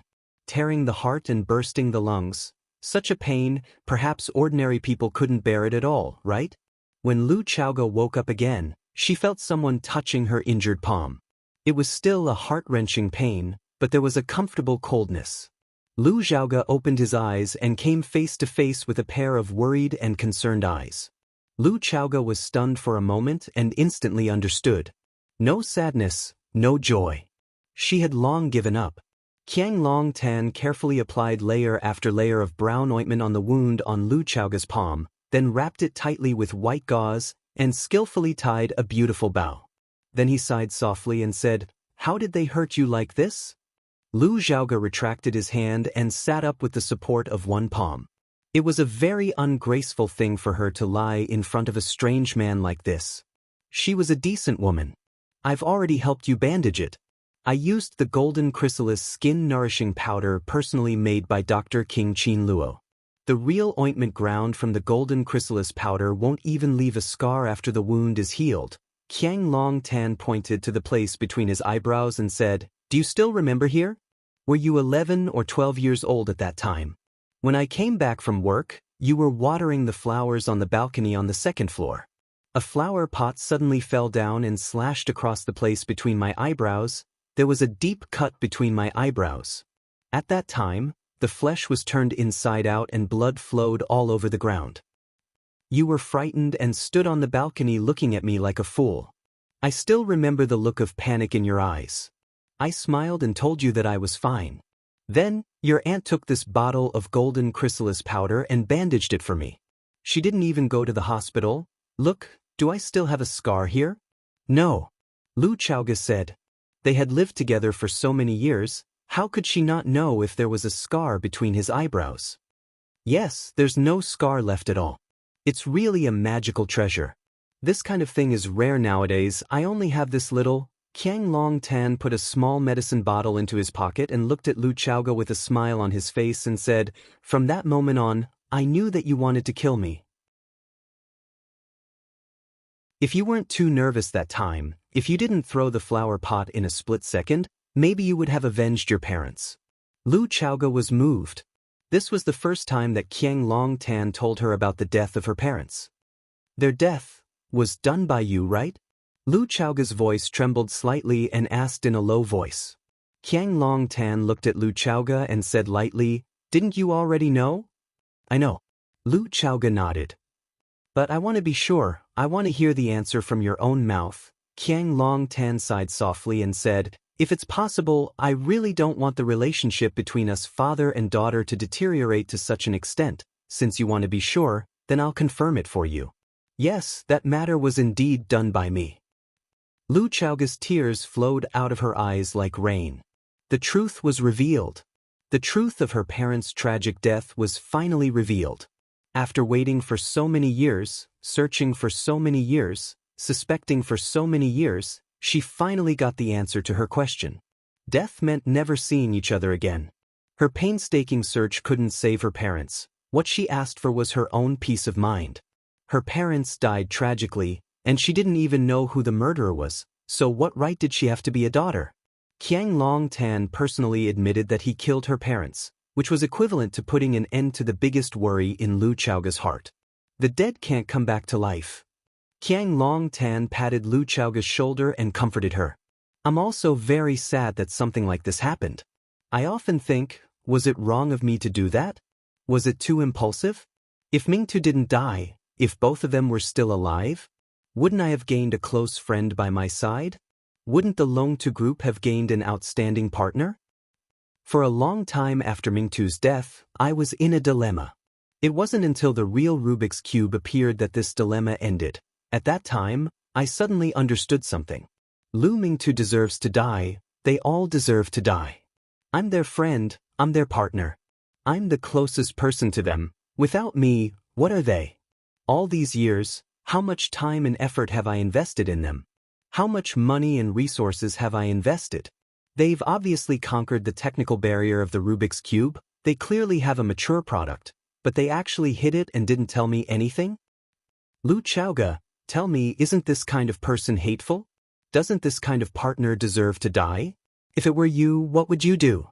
I really regret it. Why did I let them die in such a beautiful country? They should die in the cold barren mountains, die in the deserted desert, die in the stomachs of wild dogs and vultures. The kindness on Qiang Longtan's face disappeared, replaced by a deep-seated hatred and a craziness that was about to erupt like a volcano. What have we done all these years? We've followed the wrong direction they've pointed us in, over and over again, wrong again and again. I've wasted a total of 20 years. 20 years. Lu Chaoga, if I had gotten my hands on the mature Rubik's Cube 20 years ago, if I had developed the Rubik's Cube 20 years ago, do you know what would have happened? Qiang Longtan's eyes were burning, his face full of longing as he said, the Longtu Group would have become the greatest energy technology company of this era, second to none. Qiang Longtan would have become the greatest entrepreneur of this era, second to none. What internet legend? What real estate tycoon? Can these be compared to the inexhaustible energy industry? Qiang Longtan reached out and hooked Lu Chaoga's neck, roaring like a madman. Lu Chaoga, can you imagine? If I had the Rubik's Cube 20 years ago, what would I have achieved now? The whole world would have to shout my name, all the influential people would have to look up to my existence. Yes, I'm the king of this world. The one and only king. Lu Chaoga, everything was ruined by your father. Tell me, don't they deserve to die?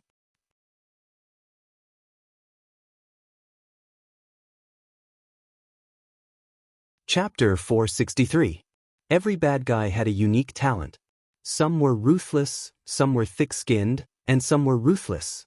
Every one of them had something special about them. Qiang Longtan was a master.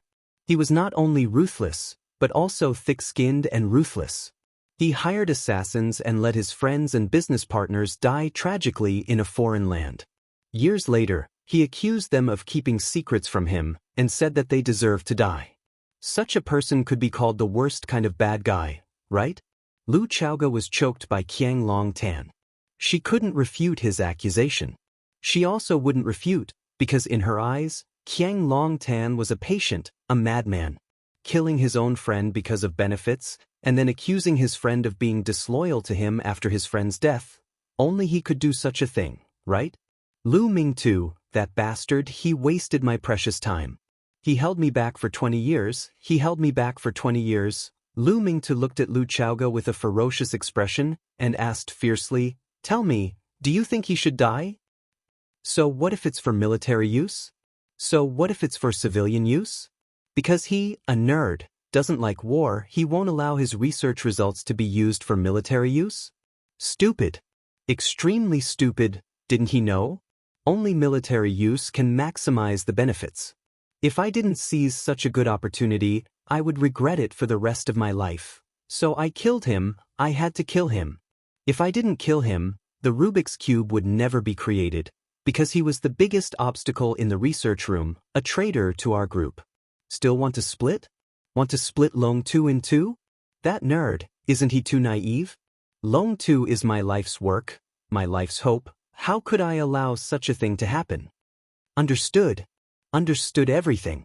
Lu Chaoga's tears flowed faster and faster, and her heart was aching more and more. She had never experienced it, and no one had ever told her about it. Her parents died in the hands of two nameless robbers. That's what everyone said. As if this was the truth of her parents' death.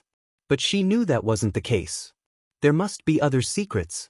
However, what exactly happened? Why were her parents killed? Now, she finally knew the cause and effect of the whole thing. This kind of feeling was very joyful, but also more sorrowful.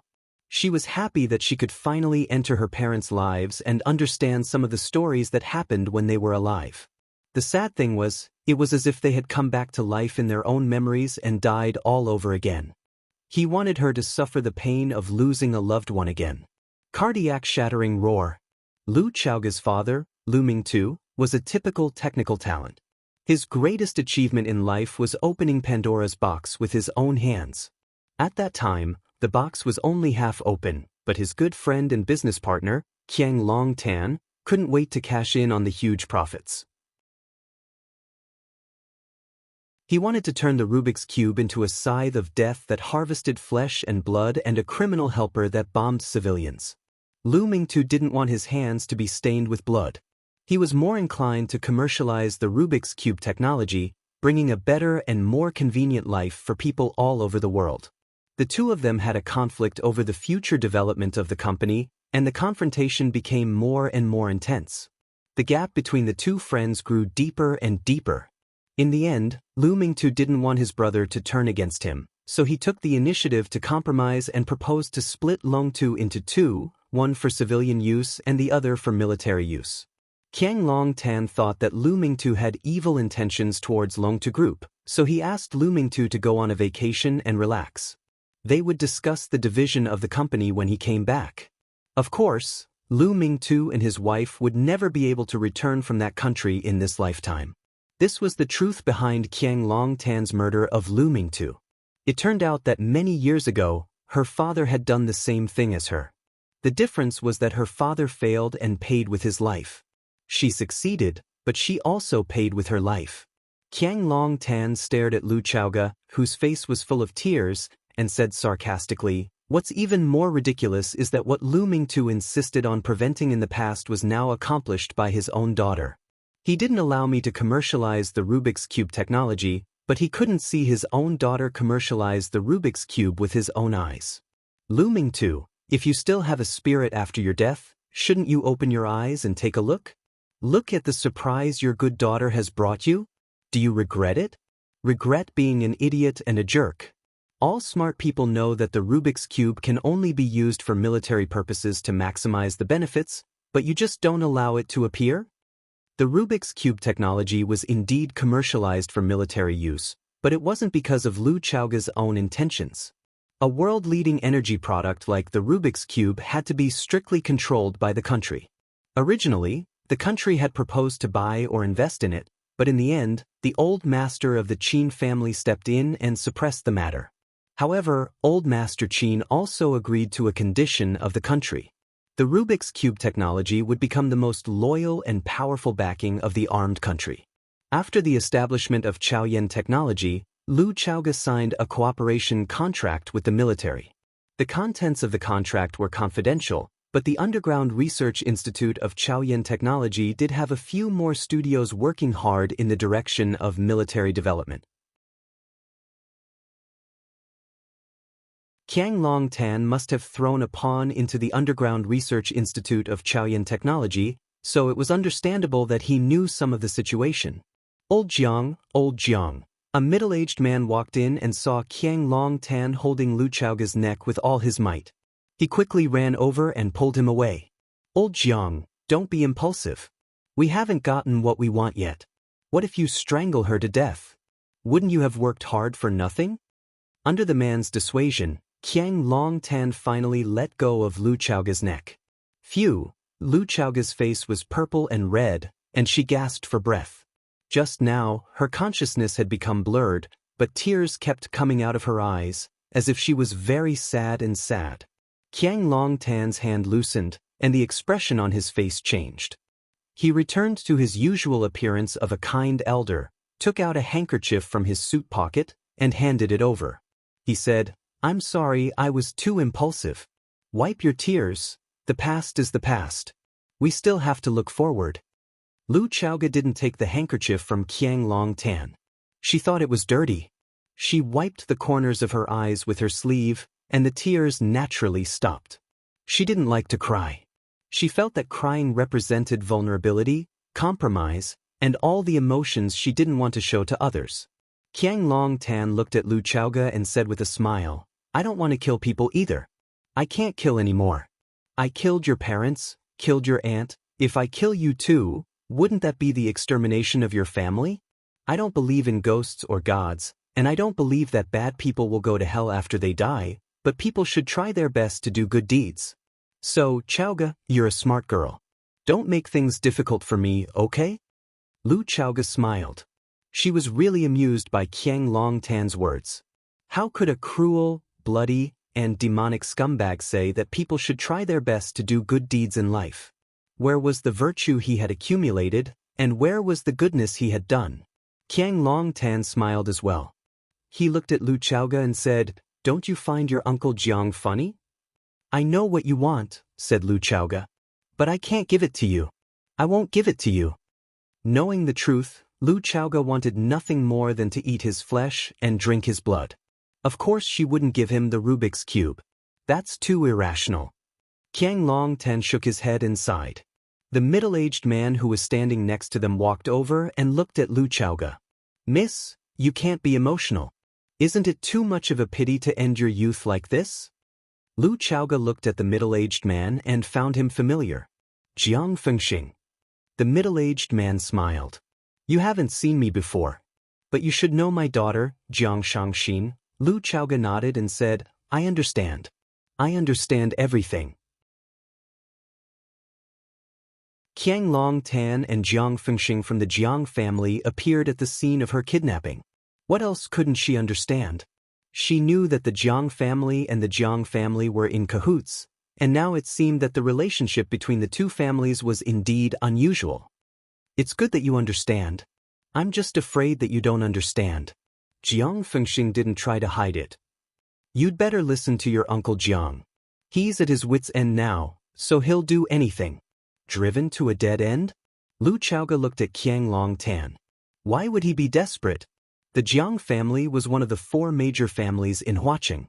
Although his Longtu group had always been under pressure from Chaoyan technology, it still firmly occupied half of the energy industry in Huaqing. He had the support of a powerful family like the Jiang family, and his son, Jiang Zhulu, was about to marry Jiang Shangxin from the Jiang family. How could such a person be desperate? "After you were kidnapped, Fang Yan went to Zhulio's wedding to ask for you." Qiang Longtan smiled bitterly and said, "He stabbed the Jiang father and son again and again, and even got hold of Lu Tong's weakness to force him to betray us." Lu Tong betrayed them? Lu Chaoga was shocked. She had lived in the Jiang family for many years, and she was all too clear about Lu Tong's position in the hearts of the Jiang father and son. Lu Tong was a special person in the Jiang family. If he jumped out and stabbed the Jiang father and son, they could only suffer in silence, because Lu Tong had too many weaknesses that could be used against them. If he forced them too much, Lu Tong could completely betray them in front of everyone. Unless they had a way to get rid of him. However, if that person fell into the hands of Fang Yan, he would definitely not give them a chance to do it, right? Because what he was most afraid of now was someone leaving him, just like his father did. Fang Yan was really becoming more and more mature, and a trustworthy man.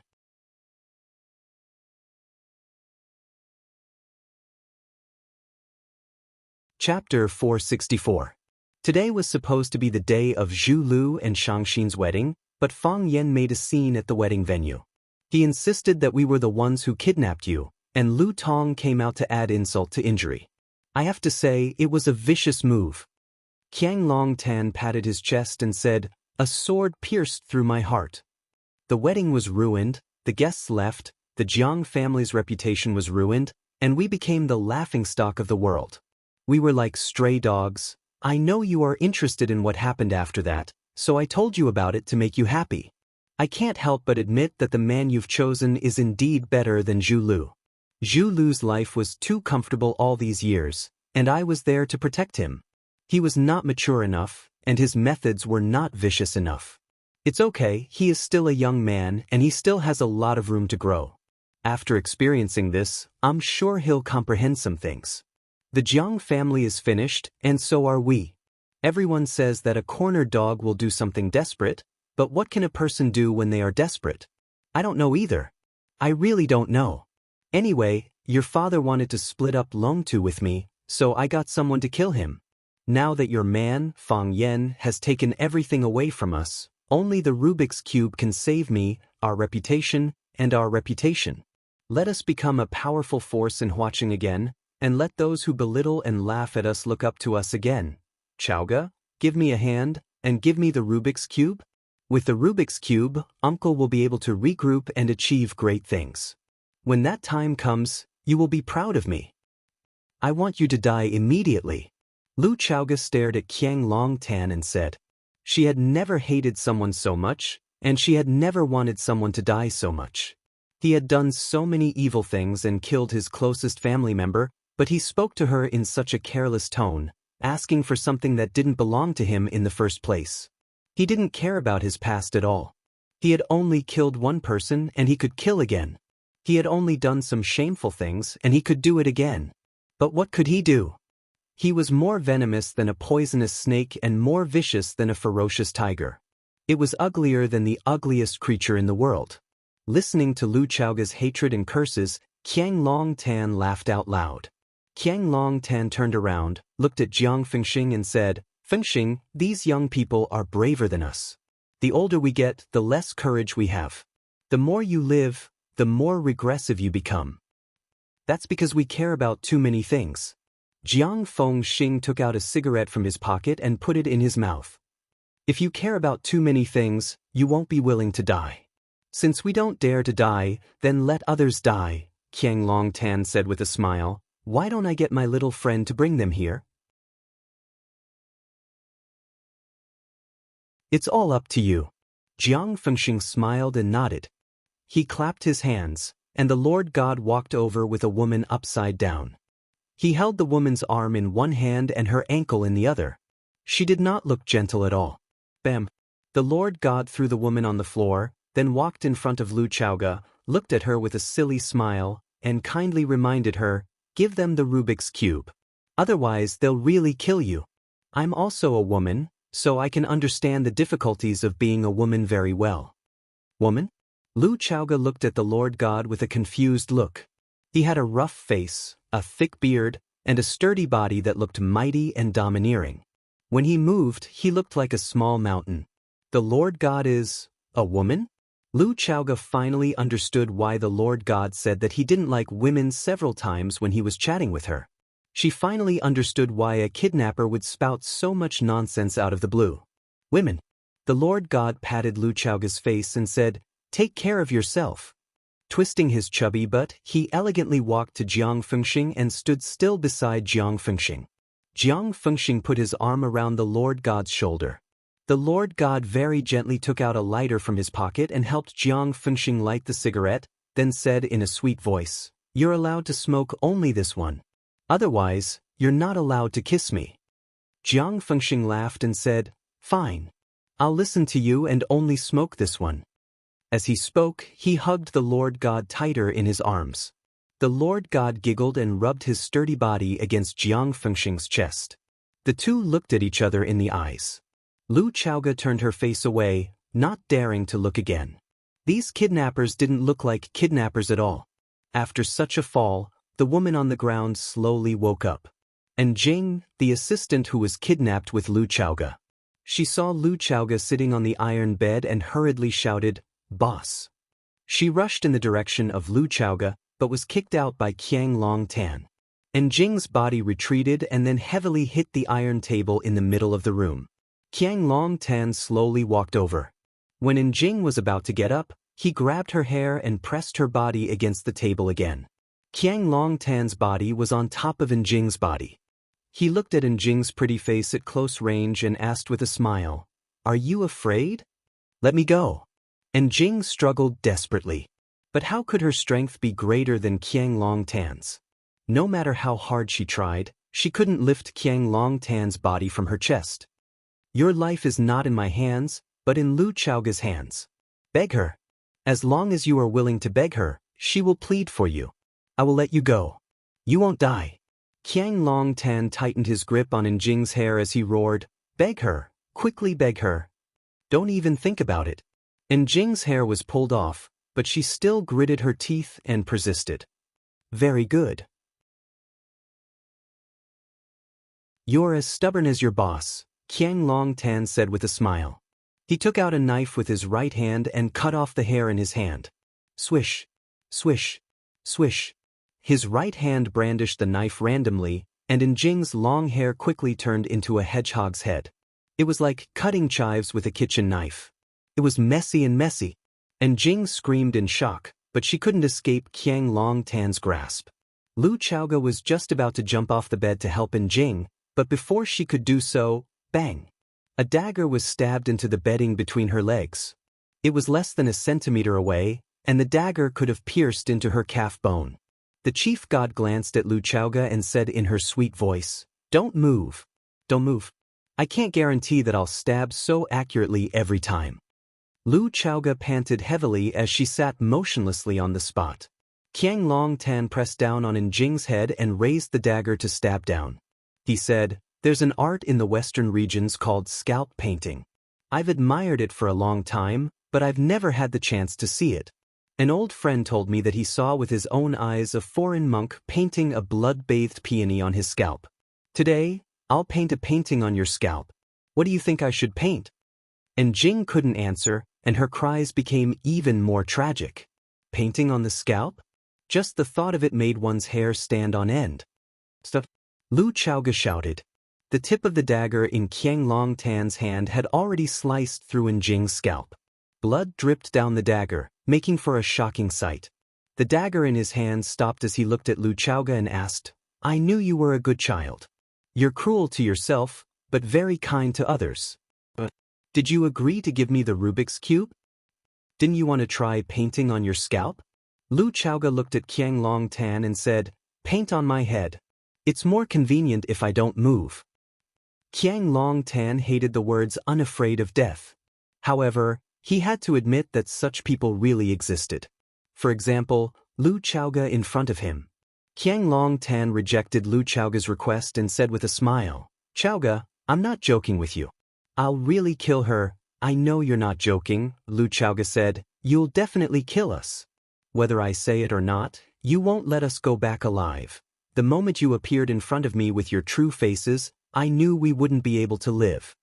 Lu Chaoga was a smart person. Smart people tend to have more worries than ordinary people. For example, the moment she saw Qiang Longtan, she knew that she wouldn't be able to leave this place alive. Qiang Longtan was a hypocrite, and a hypocrite cherished his reputation the most. The fact that he appeared in front of Lu Chaoga without any disguise meant that he already had the intention to kill her. Qiang Longtan smiled bitterly and said, You really know me well.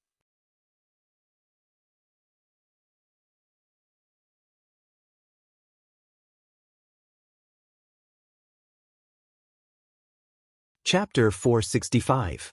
When Qiang Longtan was focused on completing his masterpiece, Feng Xing also patted the Lord God's bearded face and said, Old Jiang is busy, we can't be idle, go, bring those two guys over.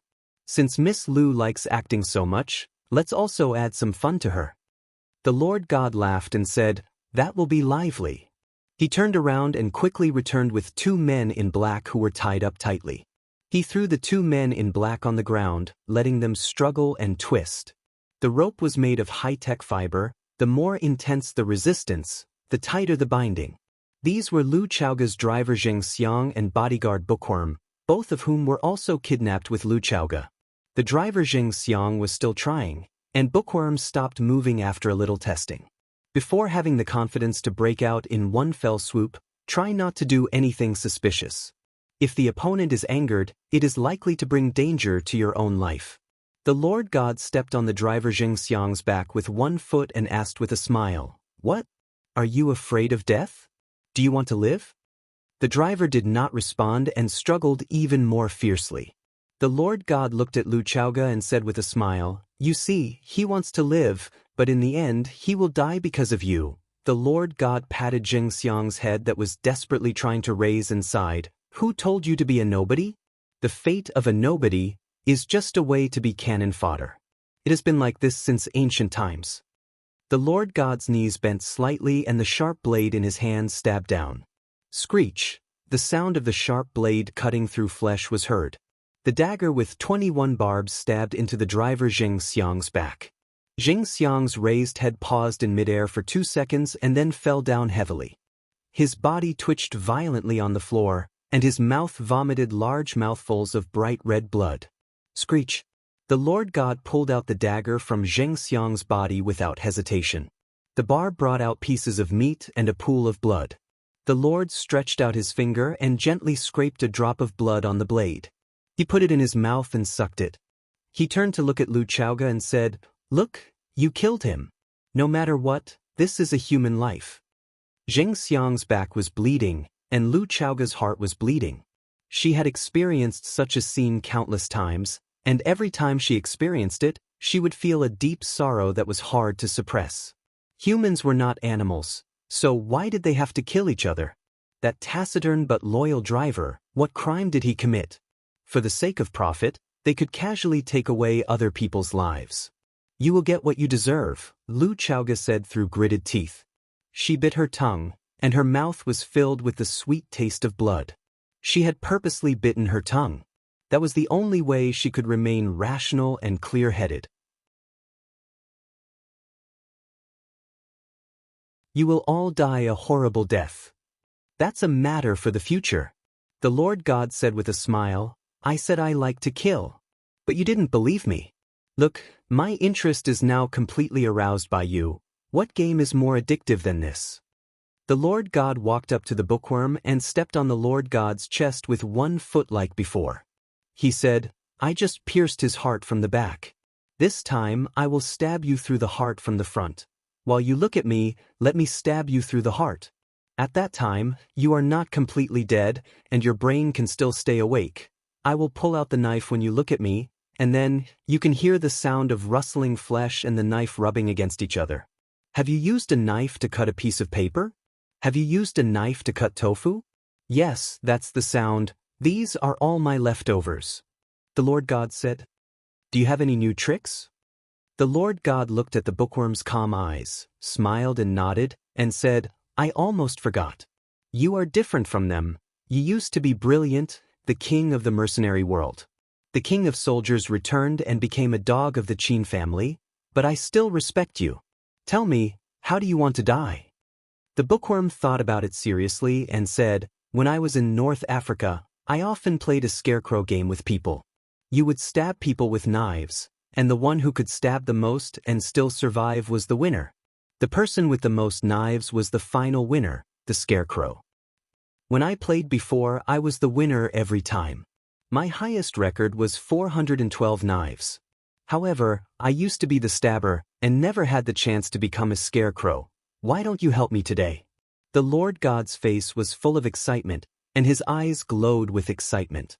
He liked to kill people, and he liked to kill different people, and he liked to kill different people. He had heard of this scarecrow game, but he had never played it. This was not only a novel way of killing, but it also challenged the psychological quality and knife technique of the stabber. Stabbing a knife into a person's body over and over again and not killing them immediately, just thinking about it made one's blood boil. If the stabber's psychological quality was not up to standard, or the knife technique was not agile and delicate enough, it was easy to stab people to death. Moreover, the bookworm said that his highest record was 412 knives. How many knives could he stab? Could he break the bookworm's record? Those who were skilled were bold. As a swordsman, he was itching to compete with his opponent. The Lord God was hesitating whether to agree to the bookworm's request for death, but Feng Xing stopped him from behind and said, "Don't be bewitched by him. He just wants to buy some time for Lu Chaoga with his own death." Stabbing a person hundreds of knives and not killing them immediately is a contradiction in itself. I'm afraid it will take a lot of time, right? Buy time? The Lord God sneered and said, What can they do? Even if they are given more time, what can they do? Do they still think that someone will come to save them? The Lord God looked at Lu Xiaoge with a face full of sarcasm and said, Miss Lu, I advise you to give up such unrealistic ideas, because it will only bring you despair. You must not know where we are now. We are on the sea, above a sea that no one knows. Even if your little lover turns watching upside down, he can't find your whereabouts, nor can he find this place. Even we don't know where this is, how could he know? On the sea? They were kidnapped on the sea. Lu Xiaoge was completely desperate. The sky was blue, the sea was vast. How vast was the sea? It was so big that people lost their direction. What was worse, if they were on land, people would leave clues as long as they ate, drank, and defecated. If Fang Yan was smart and attentive, he might have a way to find out where they were hiding. However, if they were on the sea, it would really be a classic line in a TV series. You can scream, it's useless even if you break your throat. There is no chance of survival. After understanding this problem, Lu Xiaoge was even less likely to hand over the Rubik's Cube. They were all going to die anyway, it was just a matter of dying sooner or later. Driver Zheng Xiang was going to die, Bookworm was going to die. And Jing was also going to die. It would be her turn in the end. They were making her suffer mental torture now, and after they killed all the people around her, they would make her suffer mental and physical torture. Without getting the Rubik's Cube, they would not give up. Zheng Xiang was bleeding, and Jing was screaming. Bookworm's eyes were blood-red as he stared at the Lord God and roared, What? You don't dare? 412 stabs? Are you afraid that you can't surpass me? Are you afraid that you can't break my record? Come on, I'll keep track of every stab you make. I will grit my teeth and hold on until you stab 413. The Lord God was getting more and more tempted. He turned to look at Jiang Fengxing and said, Since Fang Yan can't find us, it proves that we have enough time. Don't you want to see my knife skills? I promise I won't let you down. If you have time, just let me be willful for once, okay? Jiang Fengxing smiled at Qiang Longtan. Qiang Longtan said, Let's get down to business. We can't give our opponent any chances. Qiang Longtan was such a cautious man. Even if he had 100% control over the situation, he still didn't want to make the slightest mistake. It was shameful to fail in such a simple task. What a shame, the Lord God licked his lips and looked at Bookworm. Seems like I can't let you have your way, coward. Bookworm spat in disdain. Sissy, the Lord God's eyes became even redder as he spoke. I definitely don't care if you call me a sissy, because I really want to be a woman. Isn't it great to be a woman? How can a man be tired? He slightly bent his knees, raised the dagger with both hands and looked at Bookworm. However, I've decided to give you a new way to die. I'll make you watch as I cut open your chest and pull out your first organ for you to see. You've never seen this before, have you? After saying that, the Lord God raised the dagger and stabbed it down towards Bookworm's chest. A very faint sound of something breaking through the air could be heard. The dagger in the Lord God's hand changed from a stab to a slash, cutting the object flying towards him in half. Pow! The two halves of the object fell at the same time. It turned out to be a small red snake that had been cut in half. Red snake blood flowed and spread on the ground. The small and ugly snake head was still hissing and chirping. The door to the room was pushed open from the outside as a short, skinny man walked in with an expressionless face. Behind him stood a young man in a black robe. The man glanced at the tragic scene in the room. His expression became cold as he spoke. All of you must die.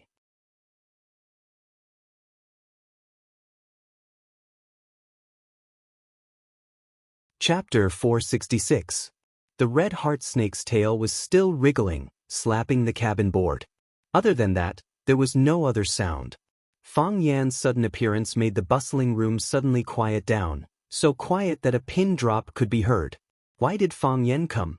Fang Yan really came? And Jing's head was dripping with blood, but she stopped screaming. Bookworm's eyes turned cold, and he began to look for an opportunity to escape. Lu Xiaoge's expression was ecstatic. This joy was undisguised, and her heart was filled with happiness. She had prepared herself for the worst, when she had already believed that she would die, but Fang Yen came from the sky. What kind of man could be called a flirty man? Only a man who could make people feel warm and excited could be called a flirty man. What kind of man could be called a Prince Charming? Only a man who came from the sky like a god. An omnipotent man could be called a Prince Charming. In Lu Chaoga's mind, Fang Yen was the representative of flirty man and Prince Charming. He represented two terms at once. However, in the eyes of Qiang Longtan and Jiang Fengxing, Fang Yan's appearance was an accident, a disaster. Qiang Longtan's face was full of disbelief. He stared at Fang Yen and asked, "Impossible. How did you get here? How did you find this place?" For this kidnapping, he and Jiang Fengxing had put in a lot of effort. They deliberated and arranged it carefully, sending the Mercedes-Benz into the truck, sending the truck into the container, and then sending the container to the freighter. Now, the freighter was sailing on the distant sea, heading towards the Pacific Ocean. They tried to leave no traces. They thought that Fang Yen would not be able to find Lu Chaoga's whereabouts no matter how hard he tried. But what were the two lumps standing at the door? Surprised, Fang Yen stared coldly at Qiang Longtan, as if looking at a dead man. "Why do I not feel surprised to see you?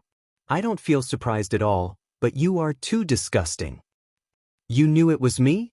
Qiang Longtan's mind spun rapidly. The moment Fang Yen appeared, he had already thought of the cause and effect of the matter and various possibilities. "Is there even a need to guess? Although you have repeatedly said in the media that you are willing to deepen the cooperation with Chao Yen, but everyone knows that you are greedy for the Rubik's Cube. Chao Yen and Lu Chaoga have been in constant trouble for the past few years, and the number of engineers who died in Chao Yan's underground research facility is uncountable. If it weren't for the support of the Qin family, the research facility would have fallen into a difficult situation where there were no engineers available. I don't want to believe that the Jiang family played a part in this." Qiang Longtan stopped what he was doing. He was still not good at being an artist. His hands were covered in blood, and even the blade of the knife was dripping with blood. "Everyone is doing it. If our Jiang family doesn't do it, wouldn't we be too different?" Qiang Longtan said with a smile. He released the silence. He knew that he no longer had a chance to kill Njing. Besides, whether Njing died or not, he really didn't care at all. Njing got up from the table and ran to Lu Chaoga's side. Lu Chaoga immediately helped her bandage. Snake Lord took out a gray porcelain bottle from his pocket and threw it over. After Lu Chaoga caught the bottle, she uncorked it and poured the entire bottle of powder onto Njing's head. After quickly bandaging Njing, Lu Chaoga rushed to Zheng Xiang's side and flipped his body over. Lu Chaoga reached out and found that Zheng Xiang's heart had stopped beating and his breathing had stopped. His body was cold, and it seemed that he had been dead for some time. His eyes were wide open, and he died with a grievance. Lu Chaoga closed his eyes and took off her suit jacket to cover his face. "You had long guessed that it was me, so you caused a scene at the wedding and forced the Jiang father and son into a desperate situation. I had no choice but to take the risk and pin all my hopes on Lu Chaoga's Rubik's Cube. If it weren't for the Jiang family's passive position after the wedding incident, I wouldn't have been in a hurry to get a result. I would have locked them up for 3 to 5 months, or even a year and a half. My greatest strength is patience, and I was confident that I would eventually defeat and convince them. If I hadn't come, you would never have found this place. So, this was also part of your plan. You used the trick of chasing the tiger down the mountain to find Lu Chaoga's whereabouts from me." Qiang Longtan looked at Fang Yen with a puzzled look and said, "What I don't understand is, how did you find this place?" This was an uninhabited sea. Without someone to navigate and guide them, it would have been impossible for them to reach this place. How did Fang Yen do it? Was there a traitor by his side? Qiang Longtan inadvertently glanced at Jiang Fengxing and ruled out this possibility. If the plan to kidnap Lu Chaoga was made by him, then the real executor was Jiang Fengxing. Jiang Fengxing was more invested in this than himself, and he had a lot of benefits on Lu Chaoga. What reason did he have to betray him? Betray the plan to kidnap the goddess? After Qiang Longtan was betrayed by Lu Tong once, it was very difficult for him to trust anyone again, including his current partner. Qiang Longtan, I admit that you are a very smart person and a natural conspirator, No one is more vicious than you, and no one is more vicious than you. You didn't trust Lu Tong for a long time, so you arranged for him to be by your son Jiang Zhuliu's side. You single-handedly planned the kidnapping of Lu Chaoge, but I'm afraid even your own son didn't know about it, right?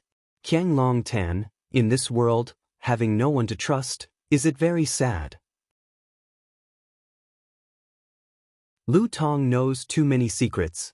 If you want to have a good ending, it's best for you to escape in time. I sent him to Jiang Zhuliu's side to give him a way out. How can you say that I don't trust him? No matter what reason he has, he stood on your side and stabbed me. That's not just because he doesn't trust me. As for Jiang Zhuliu, he's still a young man. He always pretends to be mature, but deep down he's still a kid who hasn't grown up. Why would you let a kid know so many dirty things? Qiang Long Tan still didn't give up. He kept staring at Fang Yan and asked, "You still haven't told me, how did you find this place? Because I planted a tracking device on you." Fang Yan said sarcastically, "As long as you're human, there will be traces of your existence." "That's impossible." Qiang Long Tan immediately refuted. "Before I boarded the ship, I used a sophisticated device to check my body.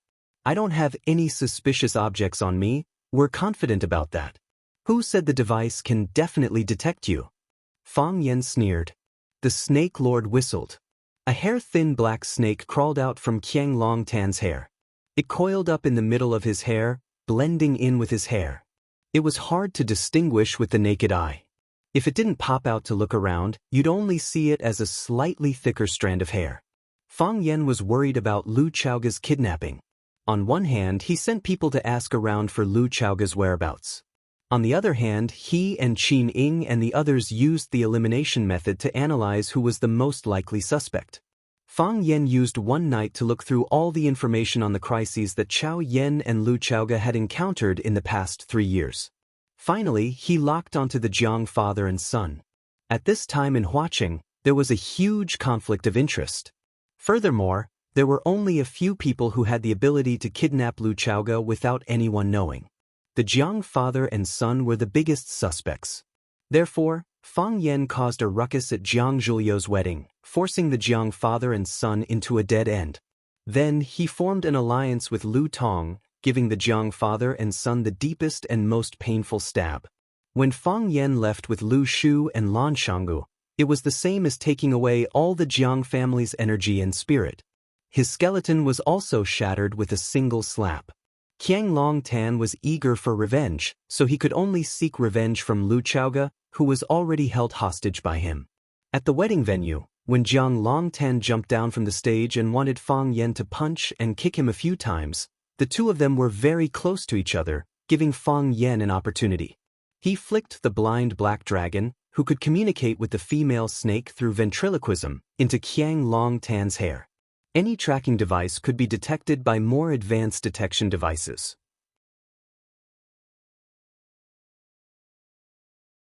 However, if he used the blind black dragon, this possibility would not exist. The blind black dragon was a fleshly animal. It didn't have any metal or chips. Moreover, the blind black dragon communicated with the female snake through ventriloquism. As long as its abdomen wriggled, it would produce a special wave. When the female snake received the wave signal, it would follow.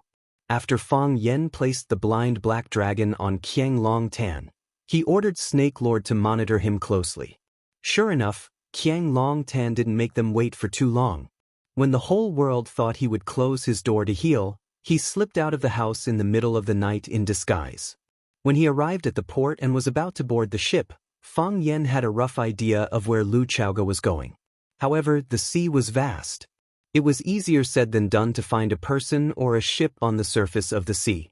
If they were too close, they would be easily discovered. If they were too far away, they would easily lose track of them. Qiang Long Tan was too cunning. They had to spend a lot of effort to follow behind him without him noticing. However, it would still take a lot of time to find the cargo ship. Fang Yan and the Snake Lord took the boat and circled the sea for a long time before they finally confirmed their target. Qiang Long Tan couldn't see the black snake above his head, but he noticed something strange from the frightened eyes of others. He held the dagger and swung it above his head. The The blind black dragon didn't have eyes, but it was the most agile snake species. When it sensed danger, it immediately took the initiative to attack its prey. Ah! Qiang Longtan screamed. The back of his hand was bitten by the blind black dragon.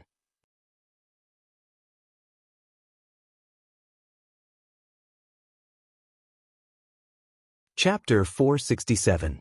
The blind black dragon was a tracking snake. Its body was like hair and it had little venom.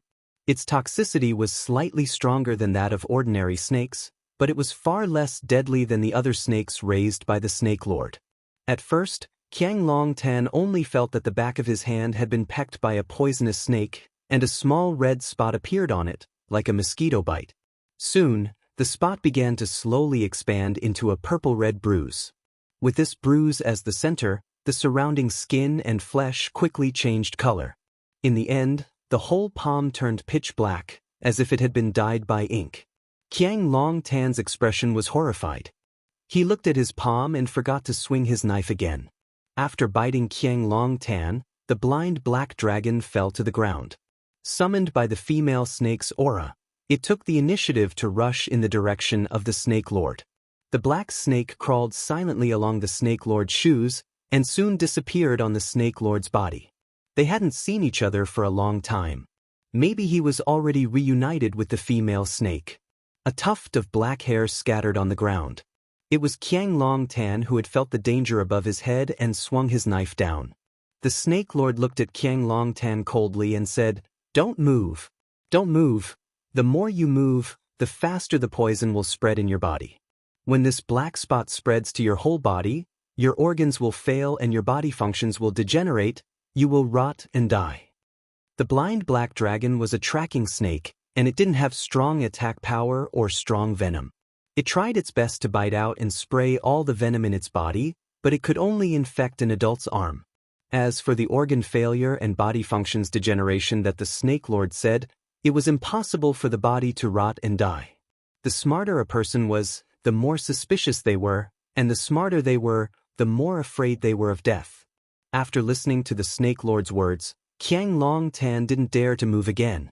The god looked at Fang Yen charmingly and said with a smile, "Oh, you're the pretty boy Fang Yen that Miss Lu is thinking about? Not bad. At first, I thought that the gigolo was just a little good-looking.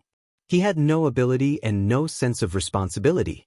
He only knew how to rely on his natural good looks to play with the feelings of us girls." Fang Yen silently looked at the Lord God's bearded face, as well as the delicate voice and movements when he spoke, and sneered in his heart. "Play with your feelings? In your dreams? I didn't expect you to actually find me, and I didn't expect you to really dare to come. Fang Yen, you're really a man. Such a man was indeed worthy of girls' liking. Miss Lu was willing to die for you, and you were willing to die for her. What a pair of ill-fated mandarin ducks."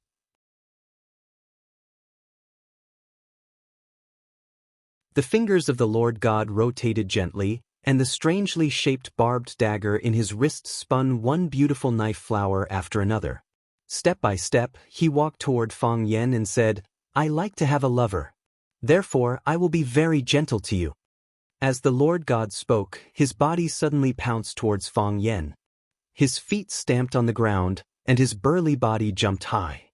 The dagger in his hand was raised high, and the sharp dagger blade pierced the top of Fang Yan's head. He wanted to insert the dagger in his hand into the top of Fang Yan's head and harvest Fang Yan's life in the most direct and cruel way. When the Lord God stood still, he was like a hill. When he ran and sprinted to attack, his body became as flexible as a rabbit. Moreover, that flexible waist gave people a somewhat enchanting feeling. His body flying in the air made no sound, like a fish swimming in deep water, like an eagle flying in the sky. The dagger he stabbed out did not make any sound, as if the dagger did not have any strength on it. But wherever his dagger passed, there was a pale red light. Fast. His speed was too fast. Because it was fast, the speed left the sound far behind. When you saw the dagger he swung out, the sound of the dagger was still slow to come. It was indeed extraordinary to be able to use a weapon to such an extent. The Snake Lord did not rush up to fight back. He even took half a step in the direction of Lu Chaoga. He used his body to block in front of Lu Chaoge to prevent Feng Xing, who was watching the battle, from hurting Lu Chaoge. He knew that Feng Yan was crazy, and he needed to find an opportunity to vent the anger in his heart. Feng Yan also stood still, as if he was at a loss in the face of the Lord God's attack. Hiss! It was not until the dagger was about to be inserted into the top of Feng Yan's head like a green rainbow that the sound it caused was heard. However, the sound was not the sound of the dagger, but the sound of the air being ignited by the heat wave emitted by the dagger itself. Feng Yan waved his hand. It seemed that it was true. He just raised his right hand towards the air. Then, the Lord God retreated. Feng Yan was surprised, and the Lord God was even more surprised. "How did you do it?" the Lord God asked in surprise. "Just now, what happened?" Feng Yan was surprised that he had just used a move of Dragon Catcher to grab the main vein of the Lord God's wrist, but he had touched nothing.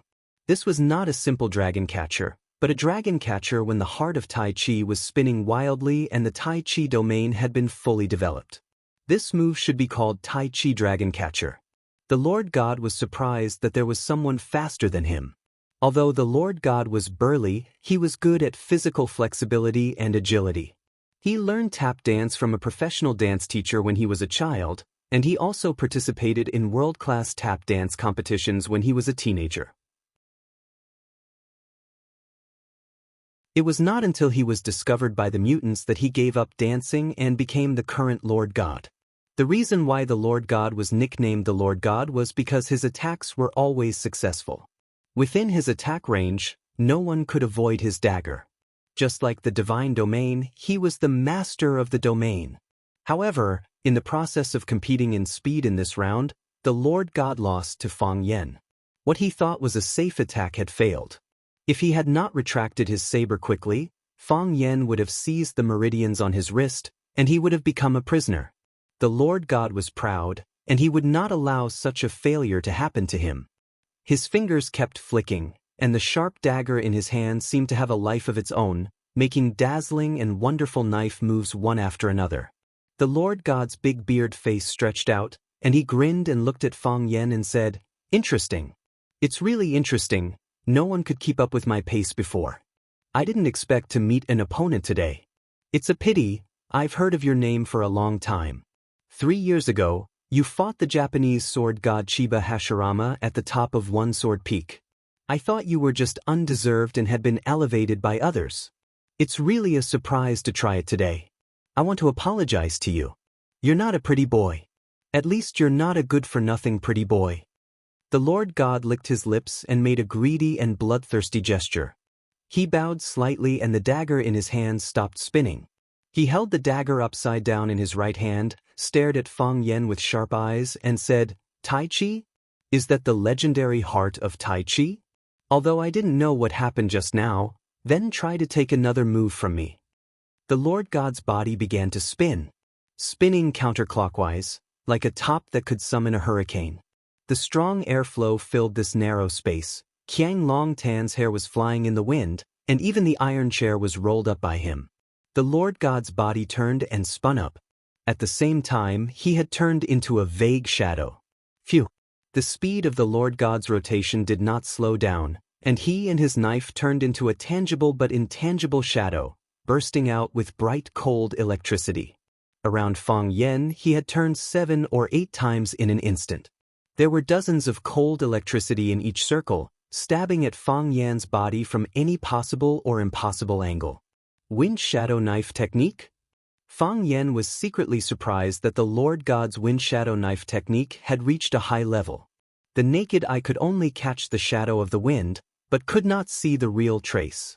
Each knife seemed to be scattered, but nearly 100 knives were connected to form an impenetrable knife net.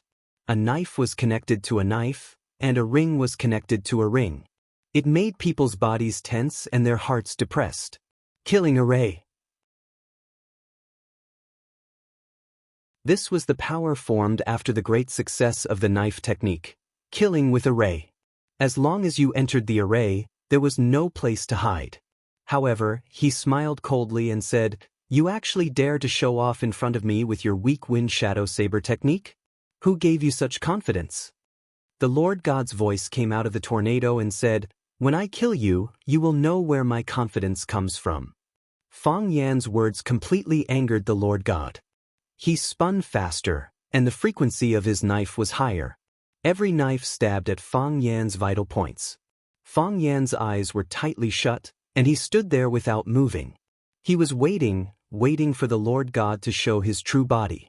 Because Fang Yan knew very well that the Lord God's continuous attacks were all illusory moves.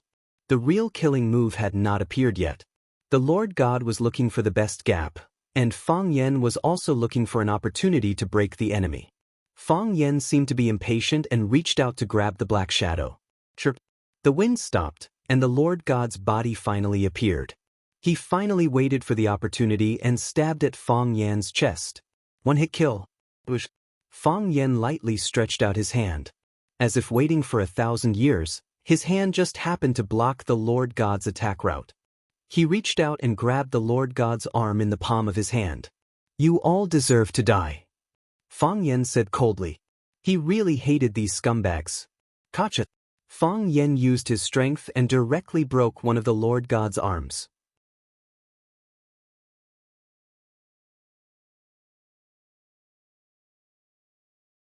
Chapter 468. The first sound was the crushing of gravity. It was as if the shell of a peanut in the palm had been crushed. Fang Yan didn't stop there. He was still exerting force with the hand that was holding the Overgod's arm. His expression was cold, and his eyes were filled with killing intent, like a vengeful demon king who had fallen into an extreme state of madness. "You people never know what a lesson is," Fang Yan said coldly. "Since you don't know what a lesson is, I'll let you know what savagery is." Fang Yan's right hand kept kneading, and surging waves of hidden force gushed out. This was the Tai Chi soft force. Although there was the word soft in its name, it was the most brutal and overbearing force. The Overgod's bones were wrapped by the soft force, and then tightened and compressed. Crack, crack, crack. The sound of bones breaking rang out incessantly, like the sound of peanuts being crushed into powder. Fang Yan used the great dragon catcher hand to lock the meridians on the Overgod's wrist, and no matter how hard the Overgod tried, he couldn't break free. When Fang Yan broke the bones in his arm, he felt a heart-wrenching pain. When Fang Yan directed the unparalleled soft force to smash and crush himself again and again, he could no longer feel any pain, because he realized that he had suddenly lost contact with the arm that was holding the saber. It was as if his arm had been cut off by a saber. For a split second, he couldn't feel any pain. Fang Yan looked at the Overgod's frightened and increasingly violent and vicious eyes, and said, "What's the most painful pain? It's not feeling pain, but knowing that something is leaving you." Fang Yixing's death was what Fang Yan felt. This kind of pain was the most corrosive to a person's will, and the most difficult to extricate oneself from. Fang Yan took the dagger from the Overgod's hand, the dagger with barbs on it. At this time, the Overgod no longer had any strength to resist. It was not difficult to beat someone, but it was difficult to send someone away. It was not difficult to send someone away, but it was difficult to take someone away. True experts weren't good at beating people up, but they could easily send people flying a few meters away. It's not hard to give someone away, but it's hard to take someone away. It means that as long as he lightly touches your body, you won't be able to move at all. What Fang Yan was using now was the take formula. Like a dragon bind, it made a supreme expert like the Lord God lose the ability to move. Fear, hatred, helplessness, and other emotions that were hard to describe. "However," he said disdainfully, "is this your so-called wild nature? If that's all, it would be too disappointing. I have to say, in terms of interrogation, you guys are far inferior to us who survived the battlefield." "Bookworm, don't you think so?" The bookworm was still lying on the ground. He was tied up with layers and layers of ropes. If one did not rely on external help, it would be very difficult to untie this kind of knot known as the 98 knots. The Lord God still maintained his self-awareness. Unfortunately, this did not affect the battle at all. "Is that so?" Fang Yan glanced at Bookworm and asked aloud. "Yes." Bookworm nodded. Just now they wanted to play with the scarecrow and paint on the scalp. Compared with what you're doing now, it's really much more high-end. Oh, I've heard of scarecrows before. If you stab a living person with knives, the one who stabs the most knives and doesn't die will be the final winner. The last person who gets stabbed will have knives all over his body, just like a scarecrow. What is painting on the scalp? As Fang Yen spoke, the dagger in his hand slammed into the Lord God's heart. The dagger was sharp and didn't require much strength. He didn't use too much strength either. He held the dagger and slowly pushed it into the Lord God's body. Very gentle and very affectionate. Every time he pushed, the Lord God's expression became more ferocious. With every centimeter, the Lord God's body trembled once. When the blade touched the pericardium, the Lord God's body trembled particularly violently. Although he didn't have the internal vision function, he could clearly feel the movement of the knife in the body, knowing when it pierced the skin, when it pierced the flesh, and when it would pierce the heart. The heart was pierced, and the person was going to die. The Lord God was not afraid of death, because death was another journey for him. However, he was afraid of such a way of death. He was afraid of this kind of feeling that the dagger was swimming in the body, but he didn't have the right to choose to let it move forward or backward. Fang Yen used the knife to tell you that you were going to die, but you didn't know when you would die. This sense of oppression before death was a destruction of confidence and the most powerful blow to the psychological defense line. The knife stopped moving outside the pericardium, but it moved back. There were 12 barbs on the dagger, and every time it moved back, a piece of flesh would be torn from the internal organs.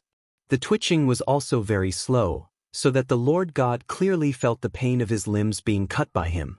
The Lord God finally became a little impatient and said in a fierce voice, "Pretty boy, give me a hard stab if you have the guts, let me die happily. Don't be so wishy-washy, like a woman. What kind of friendship do I have with you? Why do you make such a rude request to me?" Fang Yen said sarcastically, "I will let you die painfully but not quickly." He wanted to slowly torture the Lord God to death. Just like they wanted to torture Lu Chaoga and the bodyguards and secretaries around her to death. Fang Yen turned to look at Qiang Longtan and Feng Xing, who was looking at him calmly, and said, "Don't worry, you too, it will be your turn soon." We are still on the vast sea, whether it is going to the destination you set before or returning, we have a lot of time to be together. Don't worry. Don't worry. Jiang Feng Xing put his hand in his pocket and immediately threatened, "You'd better not move, or else I can take your life without the others doing anything." Jiang Feng Xing turned a deaf ear to such a threat. He still took out a cigarette from his pocket, put it in his mouth, lit the cigarette with a lighter, took a deep puff, and blew out a smoke bubble. After that, he looked at the Snake Lord and said, "Can't I even smoke before I die?" The Snake King stared at Jiang Feng Xing, fiddling with a small golden snake in his hand, but didn't answer Jiang Feng Xing's question. He was as sensitive as an animal, and he felt that Jiang Feng Xing was more complicated than he showed. Jiang Feng Xing was not interested in bickering with the Snake King. He looked at Fang Yen and said, "I know, you want to kill the Lord God in the cruelest way, then let us suffer in pain and arouse our fear of death. You want to kill us when we beg you for mercy. Wouldn't that give you a greater sense of achievement?" Jiang Feng Xing looked at him with disdain and said, "Winner takes all. If we lose, we lose. We won't beg you for mercy, we won't even negotiate with you. Fang Yen, I know what kind of person you are. I don't expect you to let us go, and I know you won't let us go either. Since we can't negotiate, death is our only choice. So tell me, what's the point of all this? Isn't it just death? Since we're going to die, what's there to be afraid of? What's there to be coerced?" Jiang Feng Xing looked at the Lord God with a gentle smile, eyes filled with affection, and said softly, "You go first, I'll follow you." The Lord God felt warm in his heart. He grinned and said, "I'll wait for you down there, but I hope I won't see you. Feng Xing, I'm honored to be your woman. The days with you are the happiest days of my life." "Goodbye, Feng Xing." The Lord God said goodbye to Jiang Feng Xing with affection. When he was about to bite his fangs, a strong poison came from his heart. Because the pain was too great, it made his powerless body even more powerless. The Lord God's teeth were forced to stop, because he no longer had the strength to bite. A fishy taste came from his throat as blood flowed from the corner of his mouth. The dagger went straight into the Lord God's heart. The ominous glint in the Lord God's eyes faded, as did the malice on his face. He looked at Jiang Fengxing with gentle eyes. That was the most beautiful scene before he left. His body gradually softened, then was thrown to the ground by Fang Yan, becoming an abandoned corpse. God, Jiang Fengxing shouted with a sorrowful expression. Fang Yan, you killed my God. He made to run towards the Lord God, but his feet didn't move forward. He pressed the lighter in his hand. Crack, a light, crisp sound could be heard. The Lord God's body turned into a bomb, exploding with a boom. Blood and flesh splattered everywhere, countless red and white objects covered the floor, turning the cabin into a hell of azure. The man who claimed to love had already planted a bomb in the body of the one he loved. And the engine of the bomb was the lighter in his hand. In the face of danger, he pressed the button without any hesitation. On the battlefield of love, whoever paid more would die more miserably. The Snake Lord reacted quickly, turning around and pushing Lu Chaoga and the secretary to the ground. Although the bookworm was tied up with ropes, he still rolled wildly on the ground to save his life. Jiang Fengxing took the opportunity to turn and run towards the door. He prepared a kayak on the ship. As long as he found an opportunity, he could drive the kayak away from this dangerous place. His right hand pulled open the door of the room, and his left foot had already stepped out. However, his right foot couldn't step out. He felt a chill on his neck, and then his body was lifted back. I said, you all have to die. The familiar and annoying man's voice said in his ear.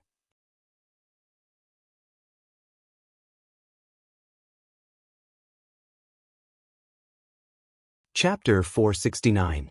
In Neijiang Lake, there was a senior surnamed Lin who had neither high virtue nor high prestige, who once said that the most important rule in Jianghu was only one word: fight if you can win, run if you can't. Jiang Fengxing wasn't a member of the martial world, and he had never heard of this man named Lin. However, he clearly understood that if he didn't run now, he would die. In order to keep the secret of kidnapping Lu Chaoga, they tried their best to reduce the number of people involved. Except for Qiang Longtan, who was the main planner, only Jiang Fengxing and a few people he trusted were responsible for the execution. None of Qiang Longtan's people in the Flower City were useful. Even Qiang Longtan's son Jiang Zhulu and his steward Lu Tong knew nothing about this. Fang Yan came to Jiang Zhulio's wedding to ask for Lu Chaoga, which made Jiang Zhulu extremely angry. He believed that Fang Yan was slandering him and wanted to ruin his and his father's reputation with this, so that the marriage between the Jiang family and the Jiang family would fail. If Jiang Zhulu knew that his father was on this cargo ship, his expression would be quite interesting, wouldn't it? Now, Fang Yan and his snake-playing friend pushed open the door and walked in, which meant that the few guards outside had all been taken care of by them. Their biggest support, the main god, was already dead, and Qiang Longtan was poisoned by the snake. What else could stop Fang Yan from taking his revenge? Let me go! Jiang Fengxing didn't have the strength to struggle, so he could only threaten loudly. Fang Yan, let me go. I'm a member of the Jiang family. You better not touch me. If you dare to touch me, you will become the enemy of the Jiang family. Are you ready? Do you really want to become the enemy of the Jiang family, a lion? What did you just say the Jiang family is? Fang Yan lifted Jiang Fengxing up, sneered and asked, a lion? So what if it's a lion? Isn't it still an animal? Fang Yan. Jiang Fengxing yelled in anger. The Jiang family was the Jiang family, respected and feared by everyone. Because he was a member of the Jiang family, everyone had to hold him high above their heads when he walked outside. To suddenly meet someone who did not place the Jiang family in his eyes, this feeling was rather unfamiliar. I don't want to be enemies with anyone, but if someone wants to hurt the people around me, I won't hesitate to make the whole world my enemy. It doesn't matter if he's a lion or a wolf, a tiger or a mad dog. This was Fang Yan's current state of mind. It was the greatest realization Fang Yixing had after dying in battle. At that time, Fang Yan was kind, passive, undisciplined, and didn't want to take on any responsibilities. He was a young man who didn't want to be enemies with anyone. However, when his father, Fang Yixing, died in battle, and when he rushed over, he could only carry his father's cold corpse back. The pain of being separated by life and death tore his body apart, causing him to grow up overnight. Fang Yan swore in his heart that he would never let the people around him leave again. I don't want to suffer this kind of unbearable pain anymore. Fang Yan, we can talk. Jiang Fengxing's tone eased a bit. He also understood that threatening Fang Yan with the Jiang family wouldn't bring him any benefits. Instead, it would only infuriate Fang Yan even more. You don't have any irreconcilable conflict with the Jiang family. Even if two kids have a small quarrel, the elders in the family won't take it to heart. It's better to squash enmity than keep it alive. I am willing to be the middleman between you and the Jiang family to solve this conflict. In this way, we can live in peace and develop together. Isn't that great? Plop. Fang Yan swung his hand and threw Jiang Fengxing's body onto the deck of the room. Jiang Fengxing showed a painful look. It seemed that this fall was quite heavy. Why should I solve the conflict with the Jiang family? Asked Fang Yan. Fang Yan. Jiang Fengxing rubbed his arm, which was hurting from the fall, and said, "Do you think that you can live a peaceful life after getting rid of us?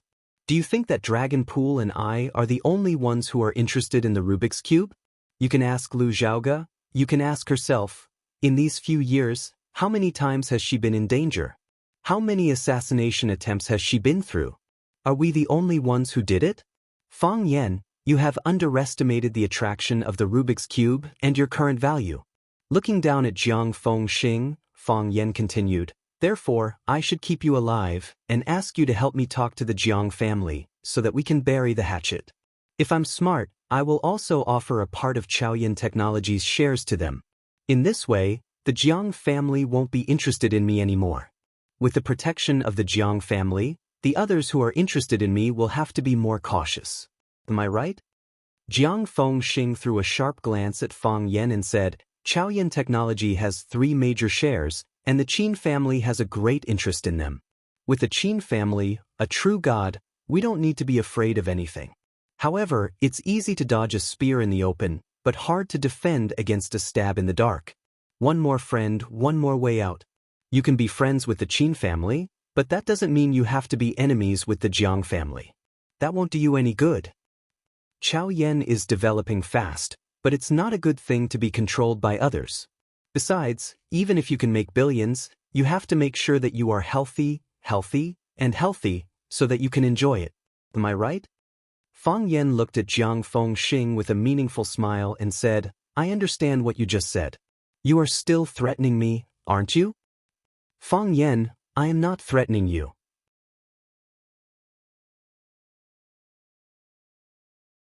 I am just telling you what kind of choice a smart man should make," said Jiang Fengxing with a sincere look, as if he was thinking for Fang Yan's sake. "Why does an egg have to collide with a rock? What's the point of smashing yourself into pieces? So, as a so-called smart man, I should let you go?" Fang Yan asked. Jiang Fengxing didn't answer. He thought, "Isn't this nonsense? I have been talking to you for so long, do you still not understand? If you kill me, won't you become a mortal enemy of the Jiang family? But if I do that..." Fang Yan pointed at the driver, who was lying on the ground without moving, and said, "What about him? He is only a driver, but you killed him like this. What about his wife and child? What about his parents? He is only a small person who doesn't affect the big picture. A small person shouldn't live like a small person. If I let you go, what will happen to her?" Fang Yan pointed at Lu Xiaoga's assistant and said quietly, "She also loves her parents and family. She has a man who loves her as much as his own life. She is still so young and has a bright future. She is not married yet, and she doesn't have children of her own. Such a little girl was humiliated by you and almost killed by you. What will happen to her?" Jiang Fengxing wanted to say that she was also a small person, an insignificant chess piece. But when he noticed the look in Fang Yan's eyes, he tactfully swallowed his words back into his stomach. He knew that Fang Yan wouldn't listen to him like this. This stupid guy, those people's life and death, what does it have to do with him? At most, he would just have to pay some money. If he killed him because of these small people, then he would have to fight against the Jiang family to the death. What's more important, can't he even tell this? Fang Yen pointed at Lu Chaoge, who was standing quietly by the bed, and said, "She is my best friend, my business partner, and my very, very important family member. I don't know how much she has sacrificed for me, and I think you know it better than me. But you kidnapped her, and used the cruelest way you can imagine to deal with her. If I were to be a smart person, as you said, what would she think?" Jiang Fengxing glanced at Lu Chaoge, and said in a low voice, "Miss Lu is a hero among people, and the most excellent strong woman I have ever met. Besides, I know that she loves you very much. She is a smart person, and she knows what is the best for you. She can forgive this kind of thing. We can talk about any conditions, isn't that right, Miss Lu?" Lu Chaoge didn't say anything.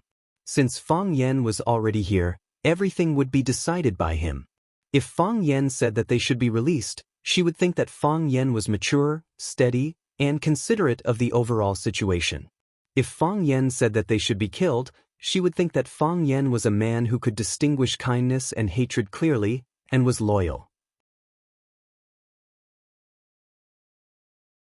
She would support all the decisions made by Fang Yen.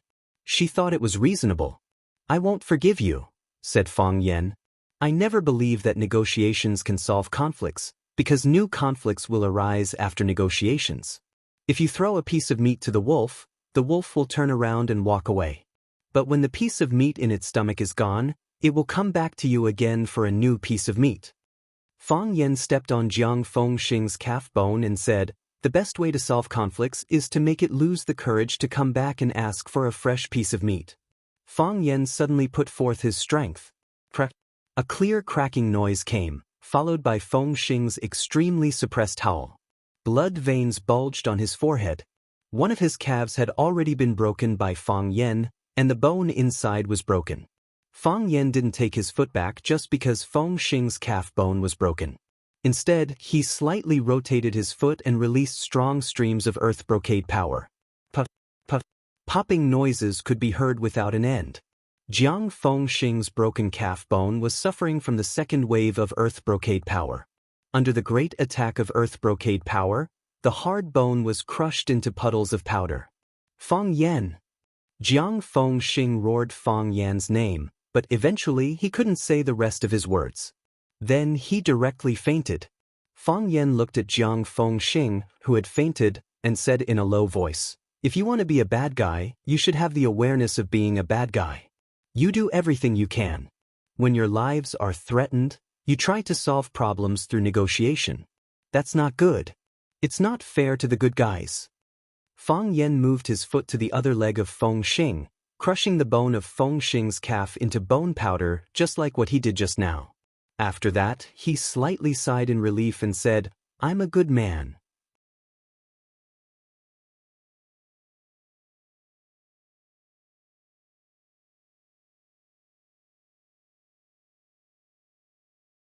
Chapter 470. What was the feeling of fainting and waking up again? It was the feeling of hovering between life and death. The first kick of Fang Yen crushed Fengxing's lower leg bone into ashes, making him pass out immediately. The second kick of Ji Hao crushed the other leg bone of Fengxing, waking him up from the state of unconsciousness. Fengxing's face was twisted, and his forehead was soaked in sweat. His face had turned dark purple, making him look like a patient suffering from an incurable disease. "Fang Yen! You bastard! How dare you destroy me?" Only at this moment, he finally had the chance to finish the sentence that he hadn't finished before he passed out. The piercing pain from his legs struck his brain over and over again, letting him know that he had already become a real disabled man. He didn't think that Fang Yen would do this so thoroughly. Qiang Longtan's evaluation of Fang Yen was fair and honest. He had the heart of a rabbit, the IQ of a fox, the eyesight of a vulture, and the appetite of a tiger. He truly had a murderous heart. Fang Yen didn't mind Fengxing's bad attitude towards him, although he felt that Fengxing's behavior was quite ungentlemanly. With a calm look, Fang Yen looked at Fengxing, who was sitting on the ground and howling in pain, and said, "I don't care about being cursed at, but I don't like being cursed at, after all, it's not a pleasant thing." Fang Yan threw a kick towards Feng Xing's arm. Crack! The familiar bone-cracking noise came once again, and Feng Xing passed out again before he could even let out a scream. Fang Yan broke Feng Xing's elbow in the most direct and violent way, making Feng Xing's right arm powerlessly hang down. "Why didn't you kill him?" asked Qiang Longtan. His arm, which was bitten by the blind black dragon, was no longer turning black, and the venom was no longer spreading in his body. Moreover, as time went by, the venom was even fading away. Therefore, Ji Hao had roughly figured out the venom of this snake. Since his life was no longer in danger, he naturally turned his attention back to the fight between Fang Yan and Feng Xing. This was another hidden gate of life and death. Fang Yan's attitude towards Jiang Fengxing had also determined his attitude towards Qiang Longtan. Therefore, Jiang Fengxing's fate was Qiang Longtan's fate. Seeing that Fang Yan had only destroyed Feng Xing's pair of feet and an arm, but didn't kill him directly, he asked out loud, "Did I disappoint you?" Fang Yan turned to look at Qiang Longtan and said in a sarcastic tone, "I killed Jiang Fengxing and started a deadly hatred against the Jiang family. Isn't this better for your own benefit?" "Indeed." Qiang Longtan nodded calmly, without the slightest hint of panic or fear from an impending disaster. This man was indeed extraordinary. Even his enemies found it difficult to underestimate his tenacious nature and forbearance. He was like a harmless-looking bull that could easily gain the trust and goodwill of others. However, when you didn't take any precautions against him, he would stab your heart from behind with his sharp horn. Jiang Fengxing and I were the main planners of this kidnapping. I only used my brain, but all the executors were Feng Xing's chess pieces. If Feng Xing doesn't die, you will never be able to calm down, will you? Do you think that I will be tempted by you to kill him just because you tried to sow discord between us? Fang Yan walked towards Qiang Longtan step by step. Do you think I'm so childish? Qiang Longtan sighed slightly and said, "Fang Yan, you're not childish. I haven't seen you for 3 years, and you've changed so much. You've grown so much. You've grown so much. You won't believe it, but I'm afraid of you. When you showed up at Zhulu's wedding and provoked us like a mad dog, stabbing daggers into our chests over and over again, I started to be afraid of you. I even regretted it. Why did I make such a person my enemy? If we were friends, wouldn't our Jiang family's days be a little better? At least, we would enjoy the same treatment as the Lu and Gu families, wouldn't we? Fang Yan will never be friends with someone like you."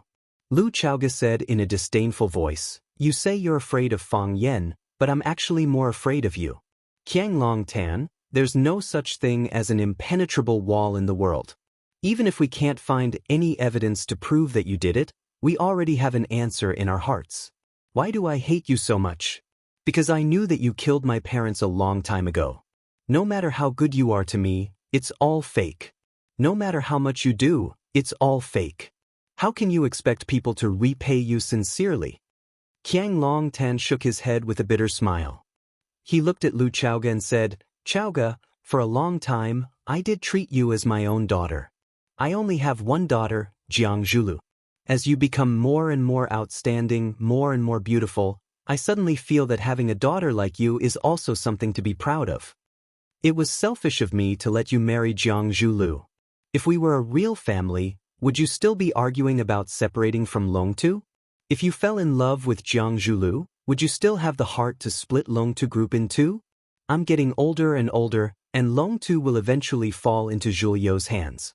To be honest, if it weren't for the flower pot that fell on your balcony, if you had really agreed to marry Jiang Zhulu back then, I would have been more inclined to hand Longtu group over to you. Jiang Zhulu is already a very outstanding child. But compared to your ability, he's still a long way off. You were able to make Chaoyan what he is today in just 2 or 3 years, which has already proven my foresight. Unfortunately, Chaoge, we're not a family. This is the biggest regret in my life. Otherwise, how could I have ended up like this?" Fang Yan was really defeated by Qiang Longtan's shamelessness, although he had already been defeated time and time again by Qiang Longtan's endless hypocrisy. Even now, he was still thinking of playing the family card? Fang Yan stood in front of Qiang Longtan and said, I didn't kill Feng Xing because he's more valuable alive than dead. What about you? Give me a reason not to kill you. Qiang Longtan thought for a long time and said, killing is against the law. So I won't kill you. Fang Yan squinted his eyes and smiled. Fang Yan glanced at the Snake Lord, who understood. He pursed his lips and blew out a subtle and strange sound. The golden-striped snake in the Snake Lord's hand was driven by the sound of the snake. It immediately jumped to the ground and rushed in the direction of Jiang Longtan. Humans didn't kill people, but animals did. You can't kill me either. Qiang Longtan looked at Fang Yan without blinking. If you kill me, Lu Chaoga will die. Fang Yan looked at Lu Chaoga and saw a sharp blade pressed against Lu Chaoga's neck. Red blood seeped out of the blade of the dagger. It was the dagger Qiang Longtan had used to cut off Njing's hair and paint on her scalp. It was unknown when the dagger had landed in Njing's hands, but she was now using it to hold Lu Chaoga hostage. Don't move, Njing said with a trembling voice. You will die. Lu Chaoga's expression was abnormally expressionless as she said softly, Njing, why do you have to do this? I don't have a choice either. I don't have a choice either. My brother took a lot of money from them. My parents were taken away by them. I received a call from them the moment I woke up. They told me to repay him properly. He's a devil. I have no other choice. If you let him go, he will let my parents go. I don't want my parents to die. I don't want you to die either. I can die, but none of you can die. And Jing was undoubtedly an outstanding young lady. Otherwise, she wouldn't have been put in such an important position by Lu Chaoga. She had been promoted from a university graduate to her assistant. She was recognized by her abilities and trusted in her character. However, this was how the world was. Only the people closest to you could hurt you the most. Snake Lord stood in front of Lu Chaoga, while Lu Chaoga stood in front of Njing. Lu Chaoga felt that Njing was injured because of her. She had the responsibility and obligation to ensure her safety and do her best to bring her back. To her surprise, this position helped Njing to deliver the fatal blow. It was indeed unexpected that a girl without the strength to truss a chicken could do such a thing. Don't think it's strange. Qiang Longtan didn't think it was something to be proud of. Or rather, he thought it was something special. We've been keeping an eye on Chaoga, but she's very sensitive and doesn't trust anyone anymore. And Jing is a pawn we can use, but we don't dare get too close to her. We're afraid that we'll alert her and make her lose her value. However, we have been in contact with her brother. All the information about her family and the main members of the family are in my hands. Fang Yan, this is the inspiration I got from you. Didn't you use this trick to get Lu Tong to join your side? If Lu Tong hadn't put on a show with you, we wouldn't have ended up in such a sorry state. Fang Yan, who do you think is truly trustworthy in this world? I trusted Lu Mingtu so much back then, but he still hid the biggest secret of the Rubik's Cube from me. Good people really don't get what they deserve. Fang Yan's expression became gloomy and cold again. He hated it when the people around him left him, so he hated all kinds of actions that could lead to horrible things. Without a doubt, Njing's betrayal made him hesitate to take action for fear of harming the innocent. No matter what reason they had, it wasn't an excuse for Fang Yan to forgive them.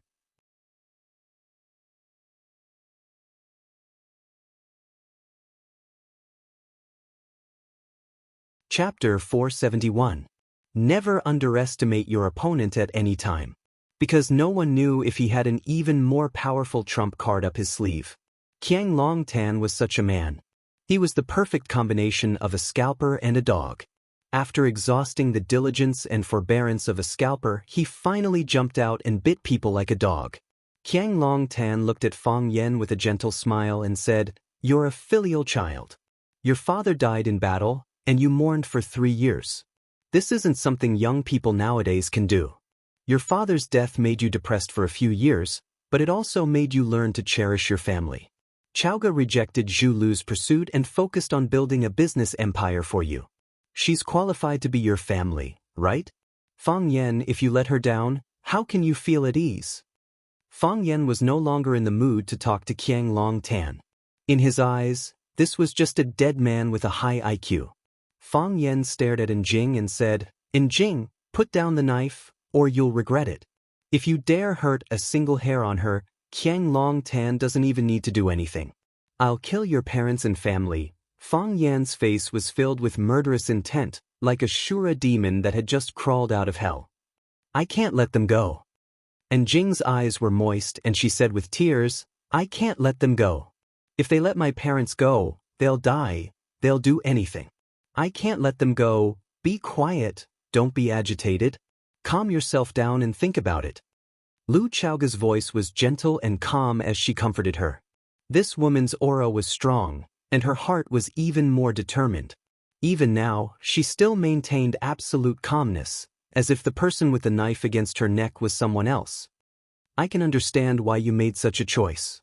If it were me, I'd make the same choice as you. I'm just your boss, but they're your parents. They're the people who gave birth to you, raised you, and gave you life. For them, I can understand you doing anything.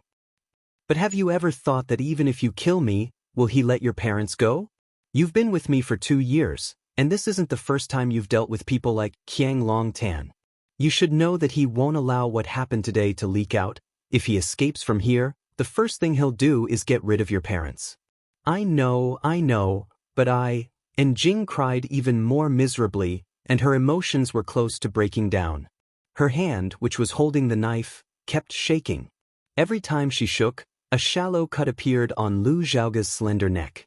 The red blood was like a thin red line, and it was slowly spreading forward. But I don't know what to do. I can't let him go. Boss Lu, can you ask Fang Yan to let him go? Lu, and Jing Lu, Lu, but Lu Chaoga sighed and said, Jing, don't you understand? Only by keeping him here can your parents and family be safe and have a chance to survive. If you let him go, they will only die. Whether it's for you or for me, we can't let this person go. Boss Lu, I beg you, scram. Fang Yan suddenly shouted harshly. A majestic force sprayed out from his mouth. This kind of extremely penetrating explosive sound almost burst people's eardrums. Just as Jing was about to say something, she suffered the attack of the Daoist mountain strike mantra that contained inner strength and resembled the Buddhist lion's roar. Her mind went blank for a moment, and there was a roar in her ears. When the thunder in her ears disappeared and her consciousness returned to normal, she found that she had lost the ability to breathe. His neck was gripped by Fang Yan's hand. His feet were off the ground, and he was hung in the air by one of Fang Yan's arms. And Jing was completely dumbfounded by Fang Yan's actions. She had no idea what had happened. Just now, she had clearly held a knife to Boss Lu's neck. Why was it that in the blink of an eye, her neck was being held in someone's hand? And Jing had been following Lu Chaoga and had seen many battles and ambushes, but she still didn't understand what the real underworld was. When everyone spoke, they would naturally focus a portion of their attention on the choice of words and sentences. Otherwise, no one could guarantee that their words had not expressed the meaning they wanted to express. It was the same for Jing. Just as she was seriously about to beg for mercy from Lu Chaoga, Fang Yan suddenly cast the mountain strike mantra that could confuse a person's mind and soul. It instantly froze Jing, a woman with weak willpower. 1 second or maybe only 1/100th of a second. In less than a blink of an eye, Fang Yan had already entered the Taiji domain. With a step, he flashed behind Jing with drunken crane rides the wind, snatched the dagger from her hand, and lifted her up from the ground, who was still in a daze. I told you that you would regret it. Fang Yan exerted some strength in his palm as Jing's breathing became more rapid. Her face turned an ugly purplish red. Jing instinctively kicked with her hands and feet a few times, but her body's strength was quickly drained due to the loss of oxygen. She glanced at Lu Xiaoga and a relieved smile appeared on her face. This was good too. If she died, she wouldn't have to face such a difficult choice again. Death was the best release. She looked at Lu Xiaoga as her lips moved slightly, but she couldn't make a sound. However, Lu Chaoga understood and knew that she wanted to say, sorry.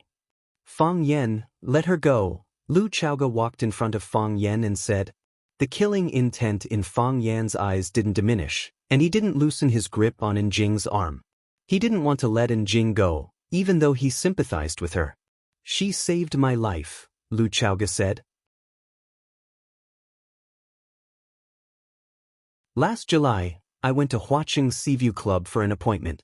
When I got out of the car, a gunman sniped at me. She took a bullet for me. Lu Chaoga touched Jing's shoulder and said, that shot was here. If it wasn't for her, I owe her my life. Plop.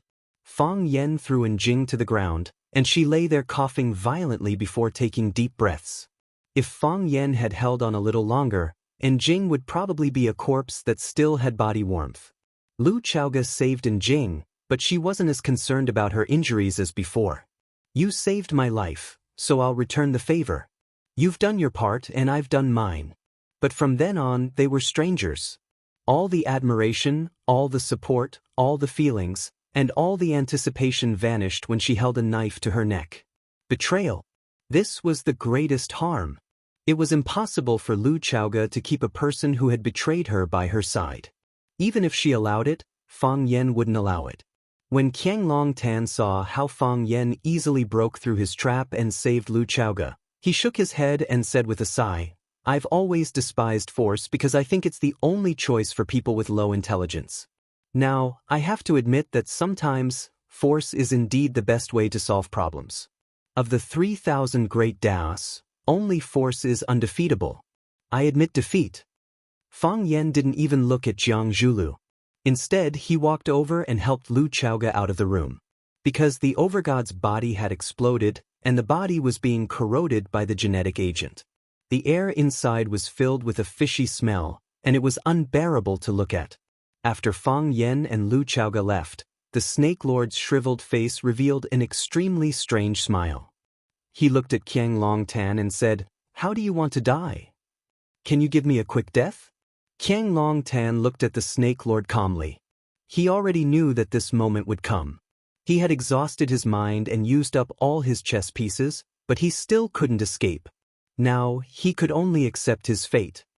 No, the Snake Lord refused without hesitation. I don't have any grudges against you, and I even like you a little. Only a heartless, ruthless, and vicious person like you is suitable to be a Snake Lord. If only you had followed Master to raise snakes earlier. What a pity, Qiang Longtan said. It was unknown whether he was regretting that the Snake Lord didn't agree to give him a quick death, or that he didn't have the chance to raise snakes with Master. He pointed at the golden snake crawling on the ground and said, Can you take it back? I know you won't let me die a quick death, and you definitely won't let me die easily. Can you take this little thing back? You can use any other method. If you want, I can be your straw target or play with a scarecrow. I just don't like the feeling of these little things crawling into my body. If it weren't for these little things, I wouldn't have lost so badly, right? The Snake Lord grinned and said, Fine. Since you don't like it, I'll take it back. The Snake Lord whistled, and the golden snake crawled into his arm. Thank you, Qiang Longtan sincerely thanked him. Even at this point, there was still someone willing to agree to his request. He felt that his luck had always been good. Chirp, the Snake Lord whistled again, and a chubby little snake crawled out from his body. The little snake was blood red in color, and its entire body was made of flesh. It wriggled on the ground as if it didn't have any bones, like a dyed silkworm chrysalis. Qiang Longtan's eyes turned cold, and he had a bad feeling. Don't be afraid, it's not a snake, it's a blood maggot, the Snake Lord said with a smile. The Snake Lord smiled and said, It will enter your body and live in one of your internal organs. It can live for a long time. Until it can't find any food, or it gets tired of staying there, it will try to dig a hole outside. Chirp. The Snake Lord whistled again, and the blood maggot rushed towards Qiang Longtan at a speed that didn't match its body at all. It ran to the top of its shoe, and then crawled towards its upper body. Qiang Longtan tried to slap it with his hand, but missed. He jumped and shook with all his might, trying to shake off the blood maggot. But the blood maggot had suction cups under its feet, and no matter how hard he tried, it wouldn't let go. The blood maggot quickly crawled to Qiang Longtan's face, and after probing around with its tentacles, it suddenly drilled into Qiang Longtan's nostrils. You're tuning in to the Wang Lin's Journey YouTube channel. Don't forget to subscribe and join us on this journey to catch the most captivating stories.